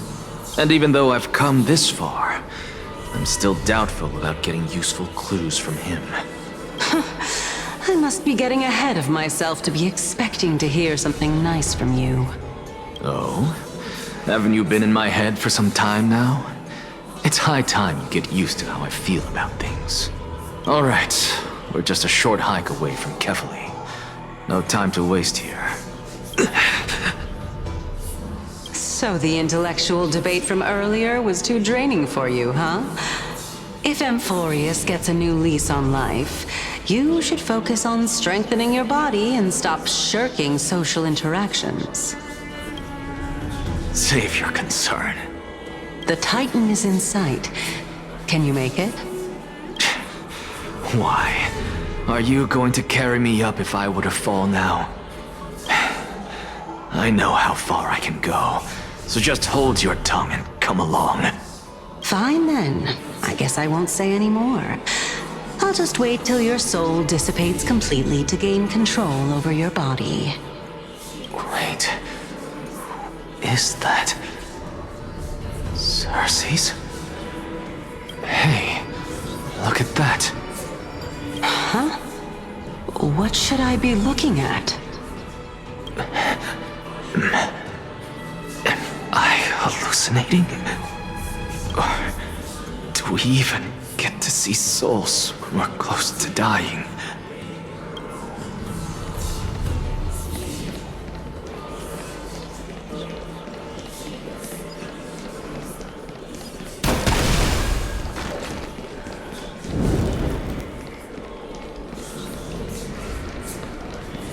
Oh?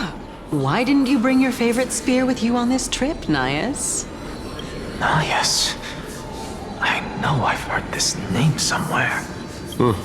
It's unfortunate. The Black Tide destroyed every last inch of my calyx. How could that be?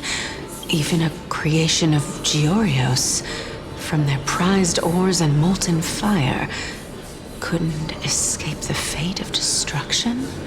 Hey, Circe's. Do you know a certain Nias? Nias? No, not that I remember. How did you even think up such a strange name? I just saw him. Nias. A warrior-like figure who was just chatting with you here. No, I have no such memory.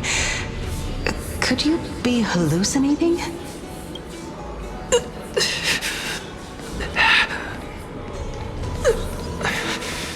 This is a departed spirit.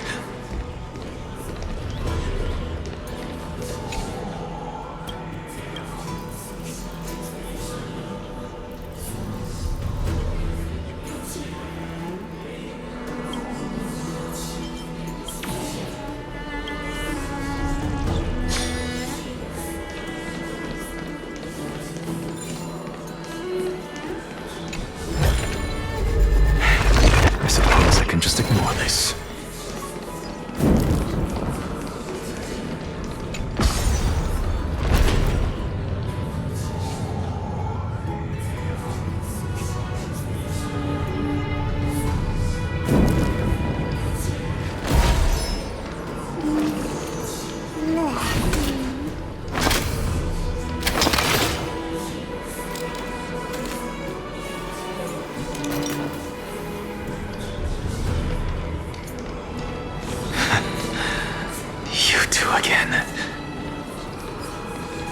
Enough about me. Did Kaos ever reply to you? Well, regrettably. Seems like the price of becoming a demigod is a lot heftier than we thought. Kaos. Demigod. I've never heard of this person. Which Titan's authority did he inherit? Look on the bright side, Nias. Since we've come all this way, I doubt he'd snub his old friends, would he? Let's just hope we mean as much as the world to him. Hey! Are you seeing that same hallucination again? Yes. It's still you, Anias, but you're now talking about a certain Kaos. I'm guessing he's one of your companions? Kaos? This name sounds just as strange to me. Never mind. I think I know what this is about.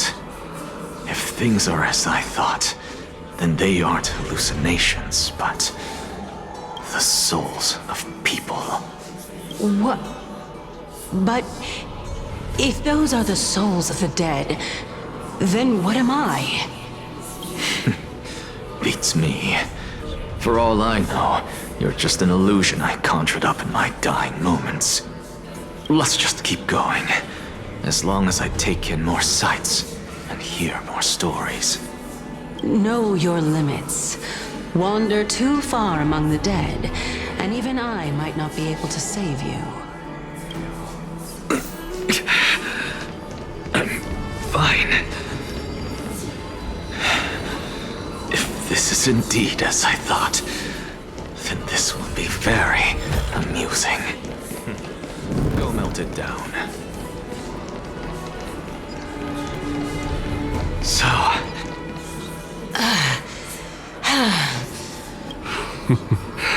Can you keep going? Of course. I'm just... If I knew we had to climb a mountain, I wouldn't have come along with you.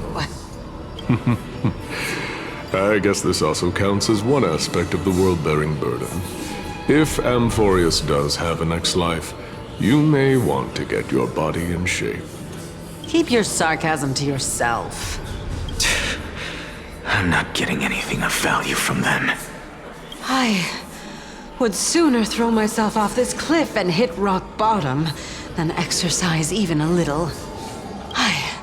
I am Calypso of the eminent Seven Sages, after all. Training would make me no different from those Helcalithist barbarians. Calypso. She's one of the Seven Sages. A member of the Grove? No, she can't be. I would know her name if she really were one of the Seven Sages. Hey, Circes. Does the name Calypso ring a bell? Circes? They're gone. Doesn't matter. I can do this myself. Oh, beautiful old world. Where are you now? Oh, legendary Era Chrysia, return to the mortal realm. Splendid gods once walked the paths we walk. Alas, all that's left of that warmth is a hazy mirage. Why are you chanting that too?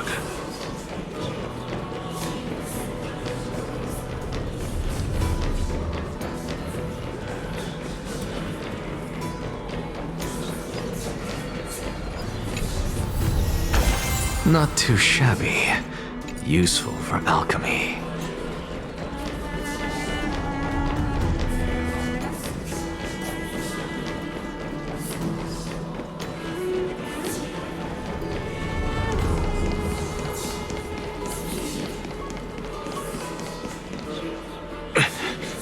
We're here.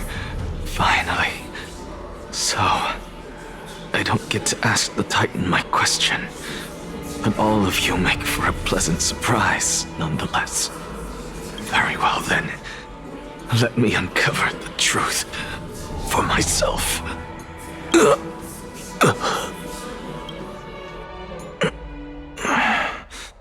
Did I still fail to make it in time? Huh? So, I'm back here again. This is... I can hear it. I hear it from the depths of the tides. behind the closed doors of the Void World. A voice ready to tell me something. This time, the voice is a lot clearer than before.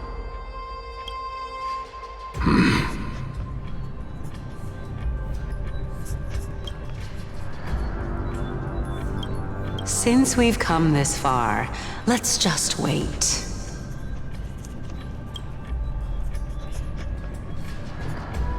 Lord Nias and Miss Calypso, are you both here to visit Chaos too? Yes, and we've been waiting for quite some time now. Regrettably, he hasn't answered us. The worst-case scenario is that he's already been overwhelmed and crushed by the world-bearing burden. You're overthinking, Lord Nias. I can still sense Chaos' soul in the area. And besides, we both know Chaos' nature. A deliverer like him wouldn't fall so readily, much less give up on all that he holds dear. Isn't that so? Yes, I have faith in him. That reminds me. Why are you making this trip alone, Polixia? Oh, my sister needs more time to make sure the flowers are fine. Such a pity. Both of you have hearts kinder than anyone else. Yet you are born only to take over Thanatos' divinity. Everything that I see and hear this time has left me shaken to the core. What may seem like a mundane conversation is in truth a once-in-a-lifetime exchange that has revealed the ultimate answer to Circe's question. The conjecture has taken shape and must now be solidified into a theorem. Next, I only need to seek verification from Kefali. By doing so, I can answer Circe's question and reclaim my body. But no, I will not do that. That isn't important. Because another one of my conjectures, one that I have always dreamed of proving, has been proved right this very instant. Fusing a mortal soul with that of a Titan to replace said Titan is not a ludicrous idea after all.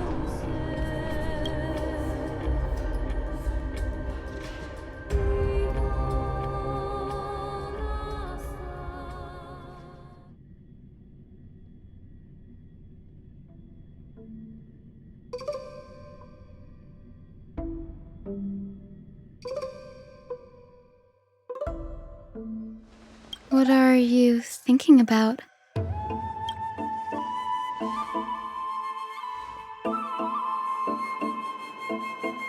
Is that so? You don't look the slightest bit amazed, though. Plus, you seem to be strangely familiar with the city around the Great Tree.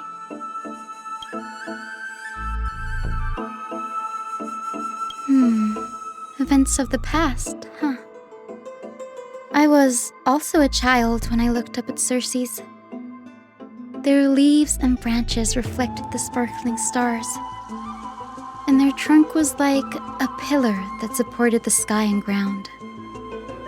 I stood at this very spot back then, imagining the day when I could climb to the top of this tree, because I would be the closest I can be to the sky at that spot.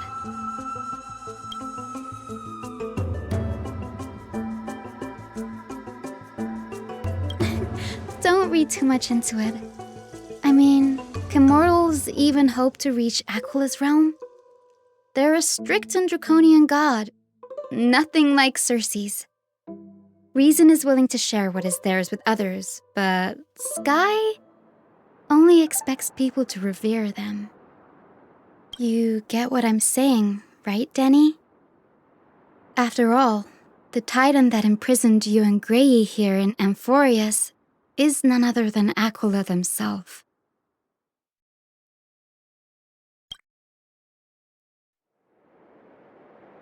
But there will always be people who dream of soaring towards the sky. The Grove has a wealth of research on Aglaea, and that is exactly what we are here for. It's just... I never thought Gray would meet with something like that before we set off. As a physician, I should have been there by his side.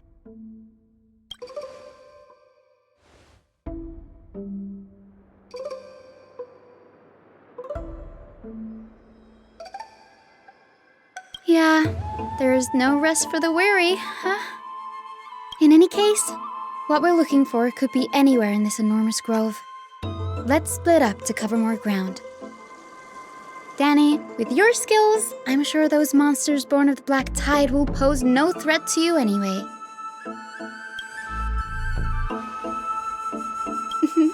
Have you forgotten that you're talking to the chief physician of the Twilight Courtyard?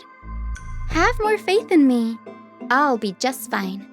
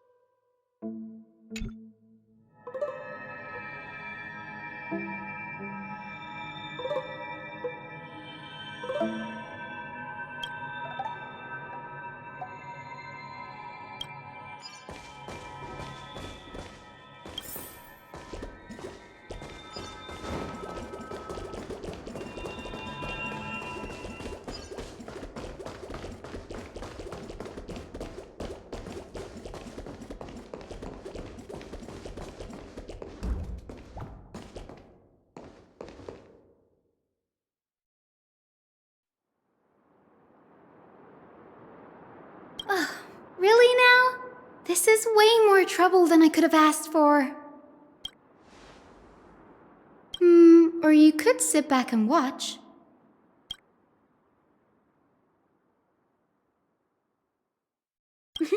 I'm kidding, Danny. Lend me a hand, pretty please. All right, now let's get him!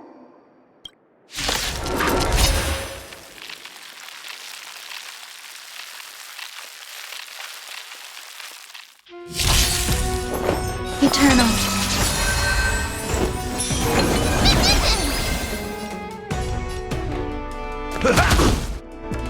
Every petal, all will be swept away by the wind. Life is not so fragile. Root here.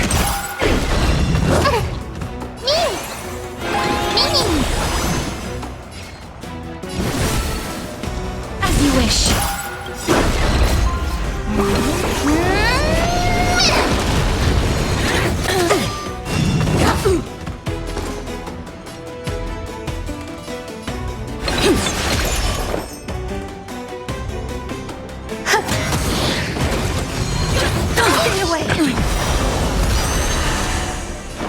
How's this taste?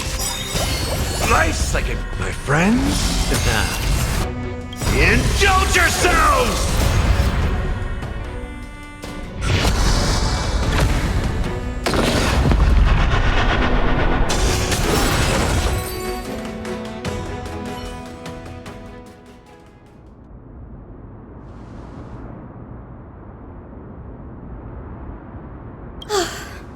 The Black Tide is remarkably quick to detect the light of Amphoreus.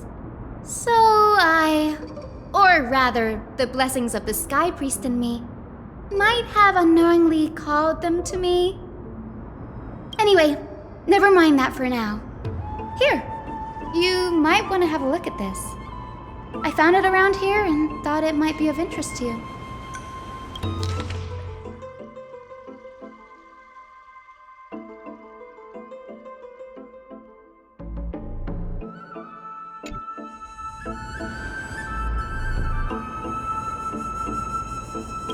This is new. I didn't know Professor Anaxa was researching the sky. He's never mentioned anything about it.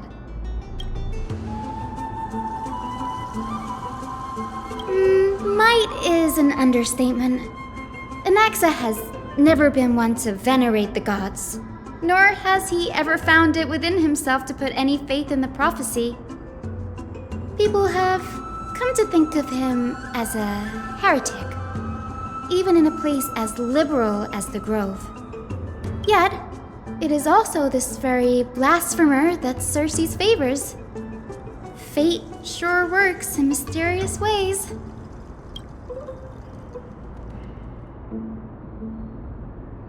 Oh, let me have a look.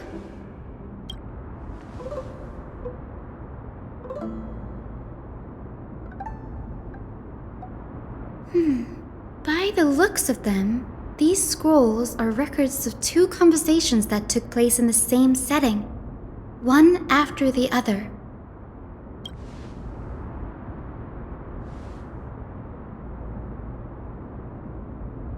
Sure, go ahead.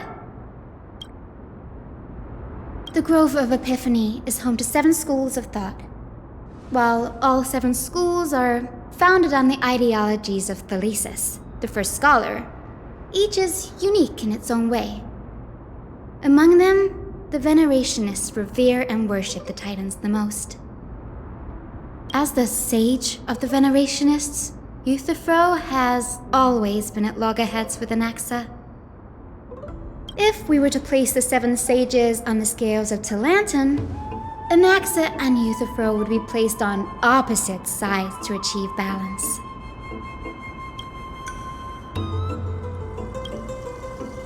Nearly everyone in Amphoreus has heard the story of the skyships by now.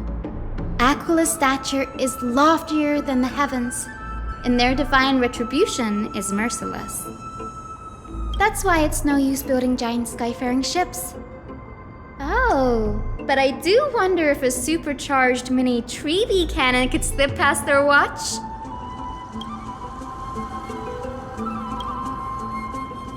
Newsporists primarily study the application of alchemy in soul repair. Everyone considers Anaxa a blasphemer, but that has never stopped him from sharing his ideas, no matter how taboo. If you must say that he's hiding something, then it's likely what lies beneath his eye patch. Anaxa often says that every failure brings us one step closer to the truth. Perhaps, to him, the crash of the skyship carries a different interpretation. The firmament is not impenetrable. On the contrary, it was precisely because the skyship represented the first step toward breaking free from the shackles of the Earth that it provoked the wrath of the Sky Titan and brought divine punishment upon itself. It's a shame that the majority of the Grove's research on Aquila was headed by the Venerationists, with sacrificial rituals making up a predominant part of their findings. Discourse about more esoteric subject matters in relation to Aquila dwindled even further after the skyship incident. So much so that even this scroll is completely new to me.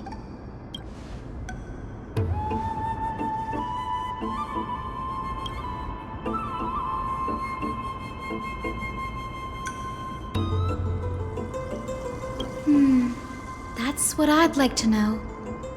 What are these experiments he's involved in? Even I, the assistant lecturer, know next to nothing about them. I have a bad feeling about this. Could there be more to what happened at the Grove?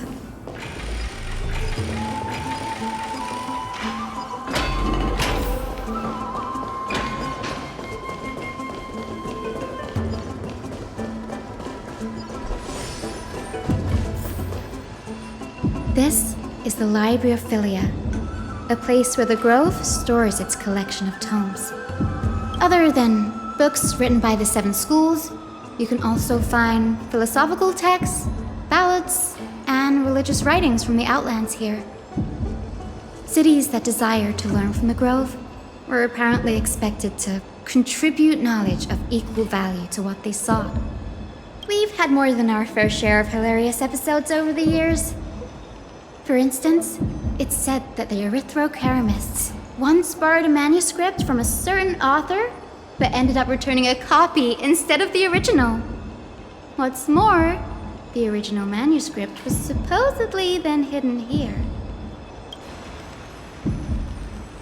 Nice? No need to hold yourself back, Danny. You can just tell it like it is. Their behavior was no different from bandits.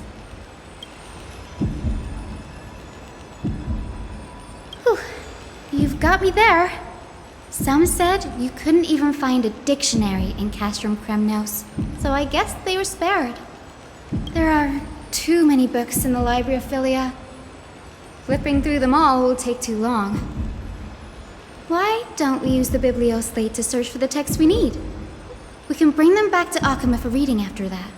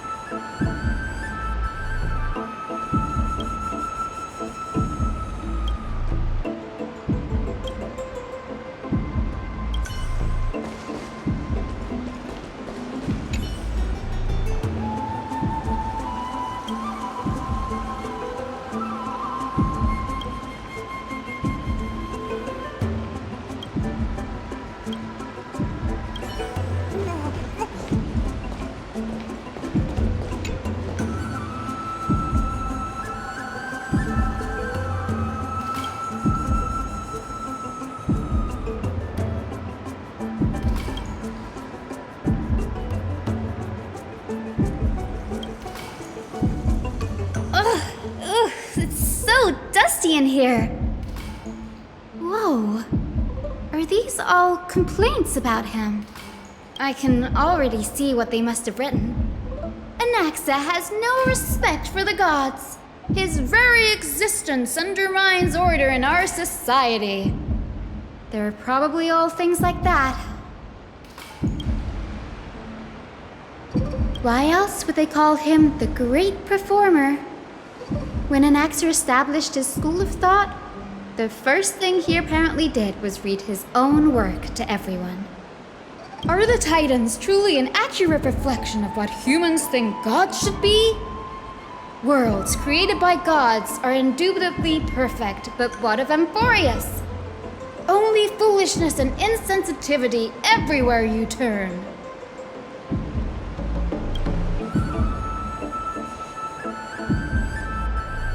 They marched him straight to the seat of judgment before he could finish. Though what he took on in the end was more of a debate than an actual trial. He had to address every one of the scholar's allegations, or face expulsion from the Grove. The first allegation was... Do you agree that since the Titans created the heavens and earth, so the mountains, rivers, and seas must likewise be their creations?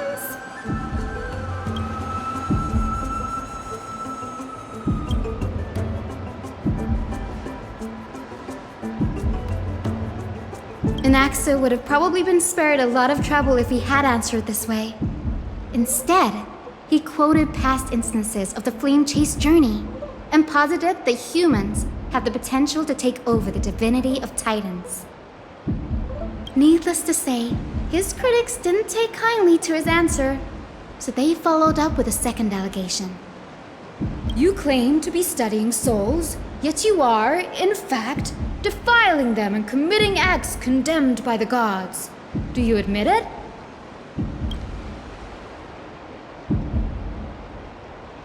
Anaxa always wears an eye patch, never removing it, even when alone.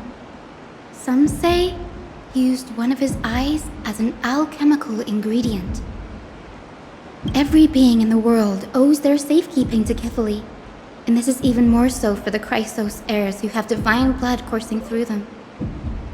If he has really done something of that nature, then it'd indeed be sacrilegious. Thankfully, they had no way to prove it, so it amounted to nothing more than an allegation in the end. One by one, Anaxa engaged in wars of words against those who would challenge him. Toward the end, a scholar asked him, Anaxagoras, have you any respect for the gods? It was only after a brief silence that he answered, I have never denied that Titans are meant to be noble constructs.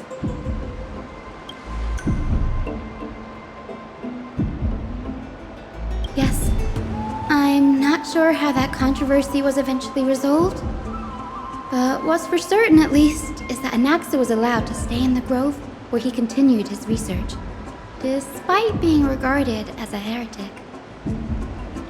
By the way, this stack of complaint letters has reminded me of a place in the Grove. We may find clues there that aren't on the teleslate.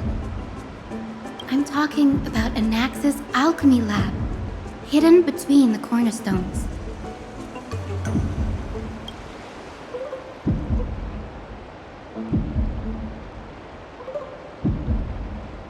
It's a well-kept secret. Among the 7 sages, excluding the nominal chief sage, each has a private sanctuary where they can conduct research undisturbed in their free time.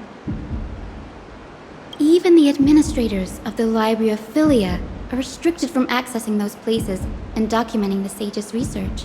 But with the Grove in this state, I'm sure Anaxa won't be mad even if we sneak into the lab for a short while, right?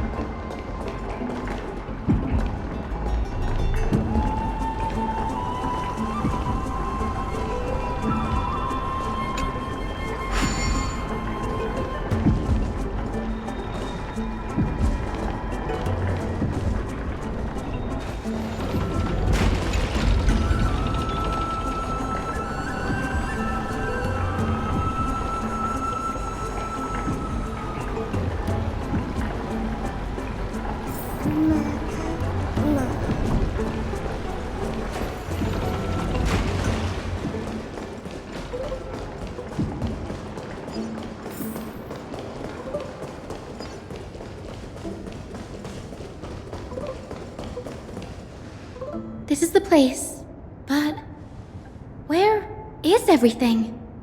Materials for alchemical experiments, matrix diagrams, and even the seal to the lab. They're all gone. Did the Black Tide destroy it all?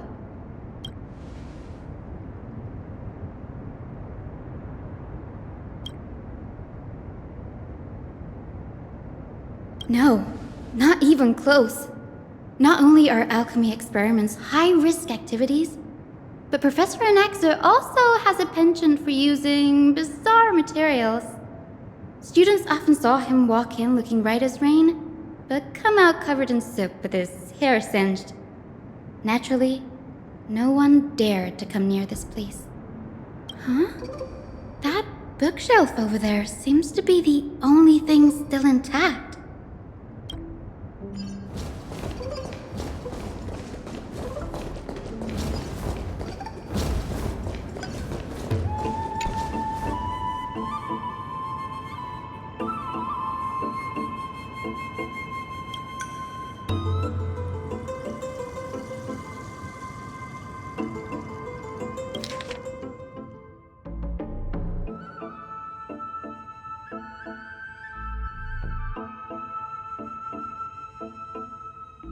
What's going on? Anaxa is conducting research on our friends in Alchema and... me?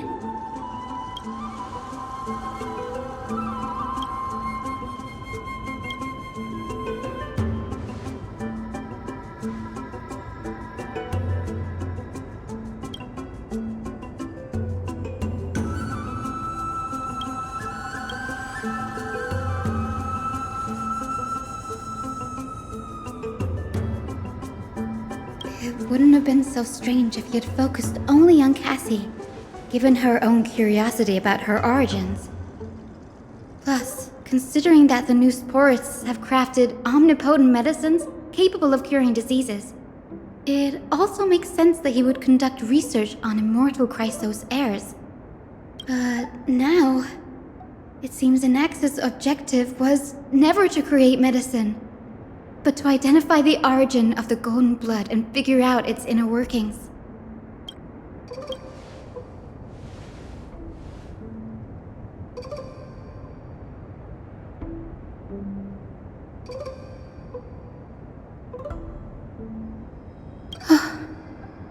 Danny, look at this. I have a bad feeling about this.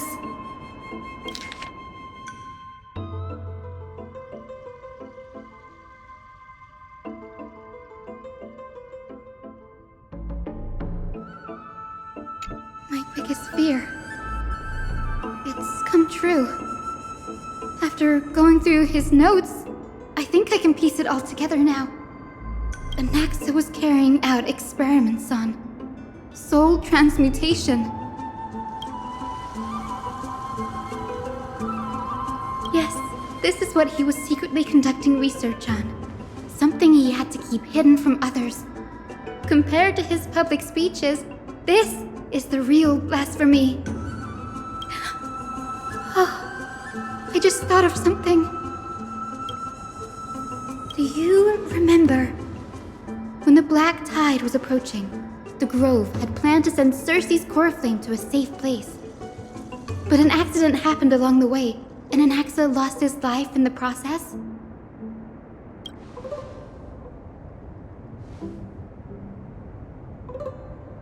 That's right.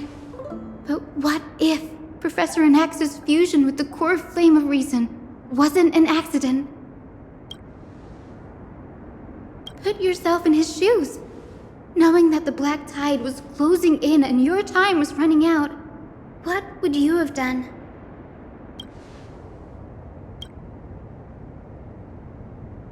Exactly. When the Black Tide came, the true reason Anaxa headed to the Luminary Throne was to transmute and fuse himself with the Titan's core flame. No. Judging from how he reacted after the event, the results came as a surprise. Maybe he failed to consider the possibility that Circes would make a similar decision. The manuscripts detailing all the alchemical formulae have been taken away. His research is still ongoing. Like what? There's only one Titan left in the world now. No. No way.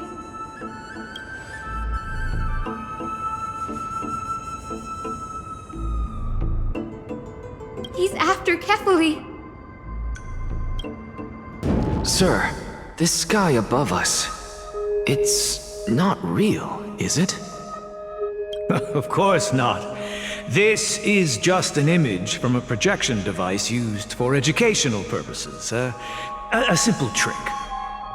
The day-night cycle has been lost to this world. So that students like you may still learn about the night sky, astronomers have harnessed the Titan's miraculous power to manipulate the light, projecting the nights of the past here for you. Much like how the sky above the Holy City is also illuminated by Kefali's dawn device. So, the skies of Akama are fake too. You mustn't conclude that, Anaxa. You should know that only a child would expose a trick and be proud of it. Often people know more than they let on. They simply choose to feign ignorance because they have no other choice. Then they're just deluding themselves. People believe in Kefali's tale of Genesis, accepting wholesale whatever the priests preach. But we're different. We've already walked out of the firelit cave of ignorance. We have already realized that we live in a world where Titans make the rules. Even when we look at the sky, we're only seeing what they allow us to see. Rather than gazing at this mockery of a night sky fabricated by them for the rest of my life, why shouldn't I be the one to take control of the projection device instead? So much time has passed since you sowed the seeds of doubt in my heart, child. Many a night, I find myself penning down all my theories and wild ideas, only to burn them to ashes when I open my eyes in the day. Why? Because we'll face death by burning if word gets out? As a sage of the Venerationists, my soul has already become inextricably linked to the great tree. Every word I say and every move I make is certain to influence every leaf, every branch, even the tree itself. But above all else, my days are numbered. Instinctively, I have my doubts about the golden blood and the human soul, yet I have no means of verifying them. The golden blood in my veins is woefully thin, and I am loath to waste what little time I have left obsessing over a hypothesis that cannot even be proven in the first place. But I can, sir. I can do it for us. The time is right. Give me all that I need, and I shall accomplish this grand feat on your behalf. You're right. I shall do just that. In the next meeting of the sages, I will spare no efforts fighting for the rights you deserve. Go. Establish your own school of thought. Find out what we are. Become the one who conquers the ultimate truths of the world. Child of humanity, you didn't go to such lengths for an audience with Kefali. Just ask him a few questions, did you? So, you figured it out. If I were as foolish as Adromus, perhaps I'd throw myself down and prostrate before their greatness. begging for the gods' prophetic wisdom. Well, sorry to disappoint, but I'm no Dromus. Alas, I am a human, standing tall on 2 feet, possessing both intellect and pride. Before such power, does it make any difference whether you're a human or a Dromus? I'm sure you're familiar with the story of the Styxians. When the raging waves threatened to swallow them, they didn't just give up and become sitting ducks. No. They constructed a dam that kept the roaring tide at bay, chaining down the mad Fagusa. They call me a blasphemer, Circes. But that doesn't mean I deny the existence of gods.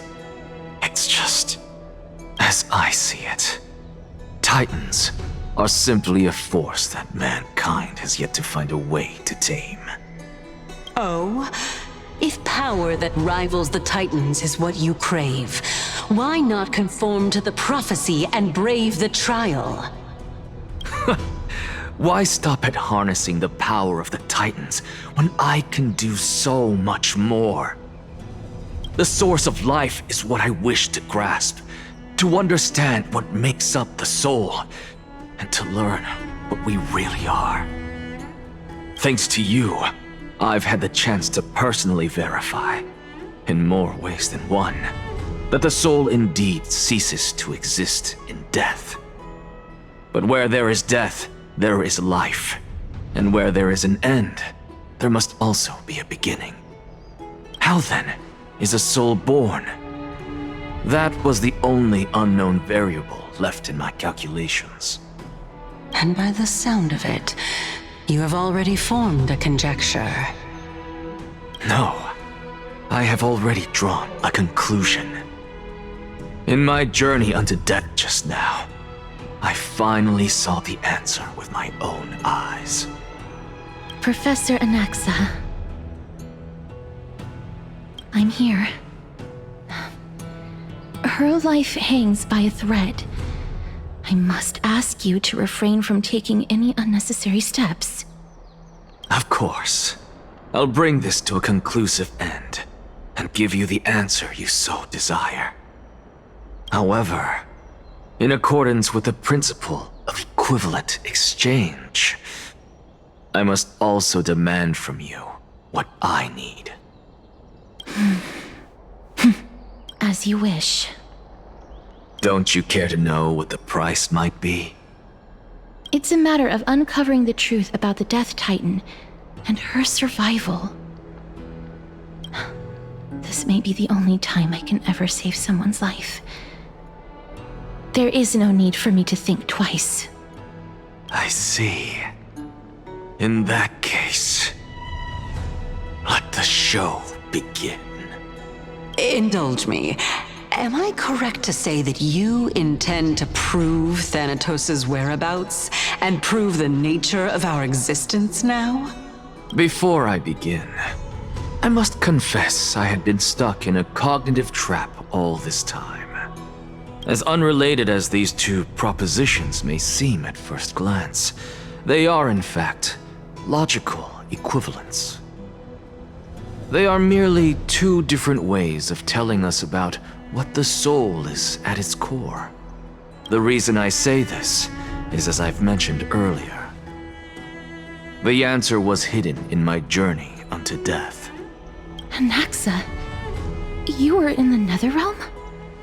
Yes, I am but a living dead man now, but that's not important.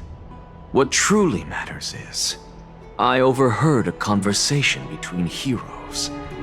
That's not all. Remember how I said you were a part of that conversation too, Circes?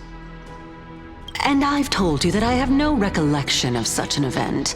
That was likely just an illusion conjured up by the mind of a dying man. Of course you would remember. Because that wasn't you. That was Calypso, one of the 7 sages of the Grove. Calypso? Huh? Oh, that's the name I made up on a whim when speaking to this girl. How do you know of it?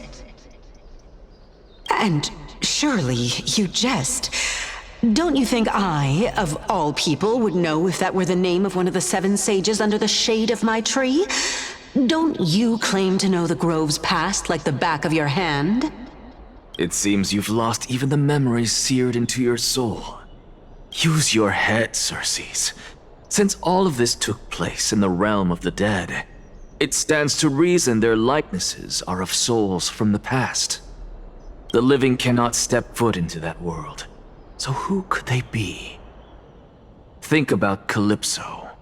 Why does she share your likeness, yet you have no idea who she is? The answer is evident, is it not? Those fallen heroes are the mortal incarnations of the Titans before their ascensions to godhood. The gods aren't master creators born out of thin air, and they are no different from humans, because they all evolved from one. Does this answer disappoint you? Yes, because you've answered nothing. If I truly was once human, as you claim, then where do the children of humanity come from? Even on the off chance that you speak the truth, this brings us no closer to grasping Thanatos' whereabouts. How are we to find them? I knew you would say that, but it matters not. I know what I'm doing.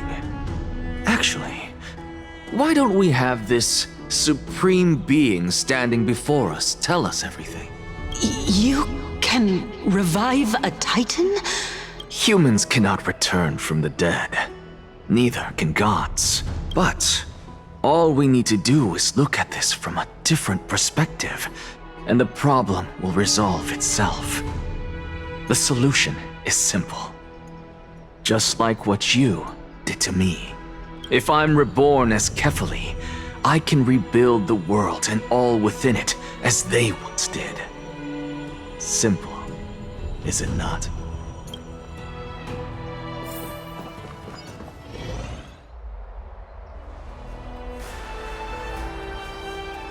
I have news from Hyacine and Heng.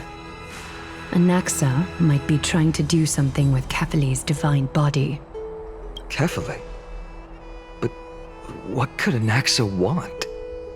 Is the Council of Elders going to sit around and let such a sacrilegious act unfold? That is not possible. He is indeed the great performer, capable of fooling anyone and everyone with his tricks. I'm sorry. No need for guilt, for this is good news to us. The Council of Elders has found themselves a traitorous ally. Anaxa's ambitious desires will be something we can exploit. What we should be doing now is to keep our eyes peeled for whichever trickery Cainus is up to, and react accordingly to thwart her plans. Being Akima's political center, the Demigod Council holds just as much significance as the Vortex of Genesis. Someday, after my duty is over, this site will take the place of the battlefield where you hunt gods, become the next challenge you ought to overcome. Till then, it's best to get used to this place as soon as possible.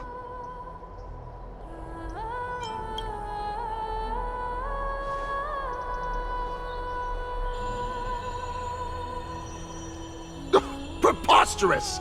The Christos heirs only have their standing because of the Council of Elders! How dare they trample over it!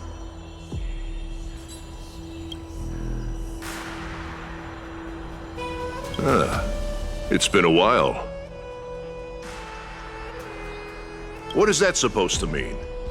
Is this really the sort of person that the young lord praised as a ferocious warrior? It has indeed been some time, Lord Crateros. What brings you here in such haste? Shh, keep it down. Be more vigilant. See those duplicitous dogs over there? They do the dirty work for Cainus. I've already ordered my people to hold them back, but we should still lay low. Unless you're itching for a bloody fight to get a workout in. My bad. So, did something happen? Did you hear thunderclaps last night? Hacker, what? She's been through a lot lately. Please pardon her. Can you tell us more about these thunderclaps? Thunderclaps are beacon signals of strife. They are a message from the young lord. He threw a spear bearing several words at Akama. Watch out. The Flame Reaver is back. I guessed as much. We didn't actually kill them back at the Kremnos Arena. I figured this is something you would want to know. We Kremnoans never back down from a fight. So if you plan to take that thing down in a battle, reach out to me anytime. You have my gratitude. I will let Aglaea know about this right away. Remind her to be on her toes while you're at it. That vicious kindness has been unusually active lately. Those lackeys she keeps under cover have been going in and out of the city a lot more frequently these days.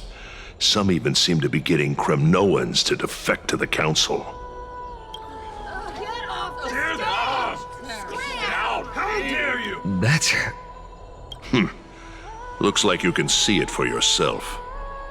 We should get back. Thank you for the intel, Lord Crateros.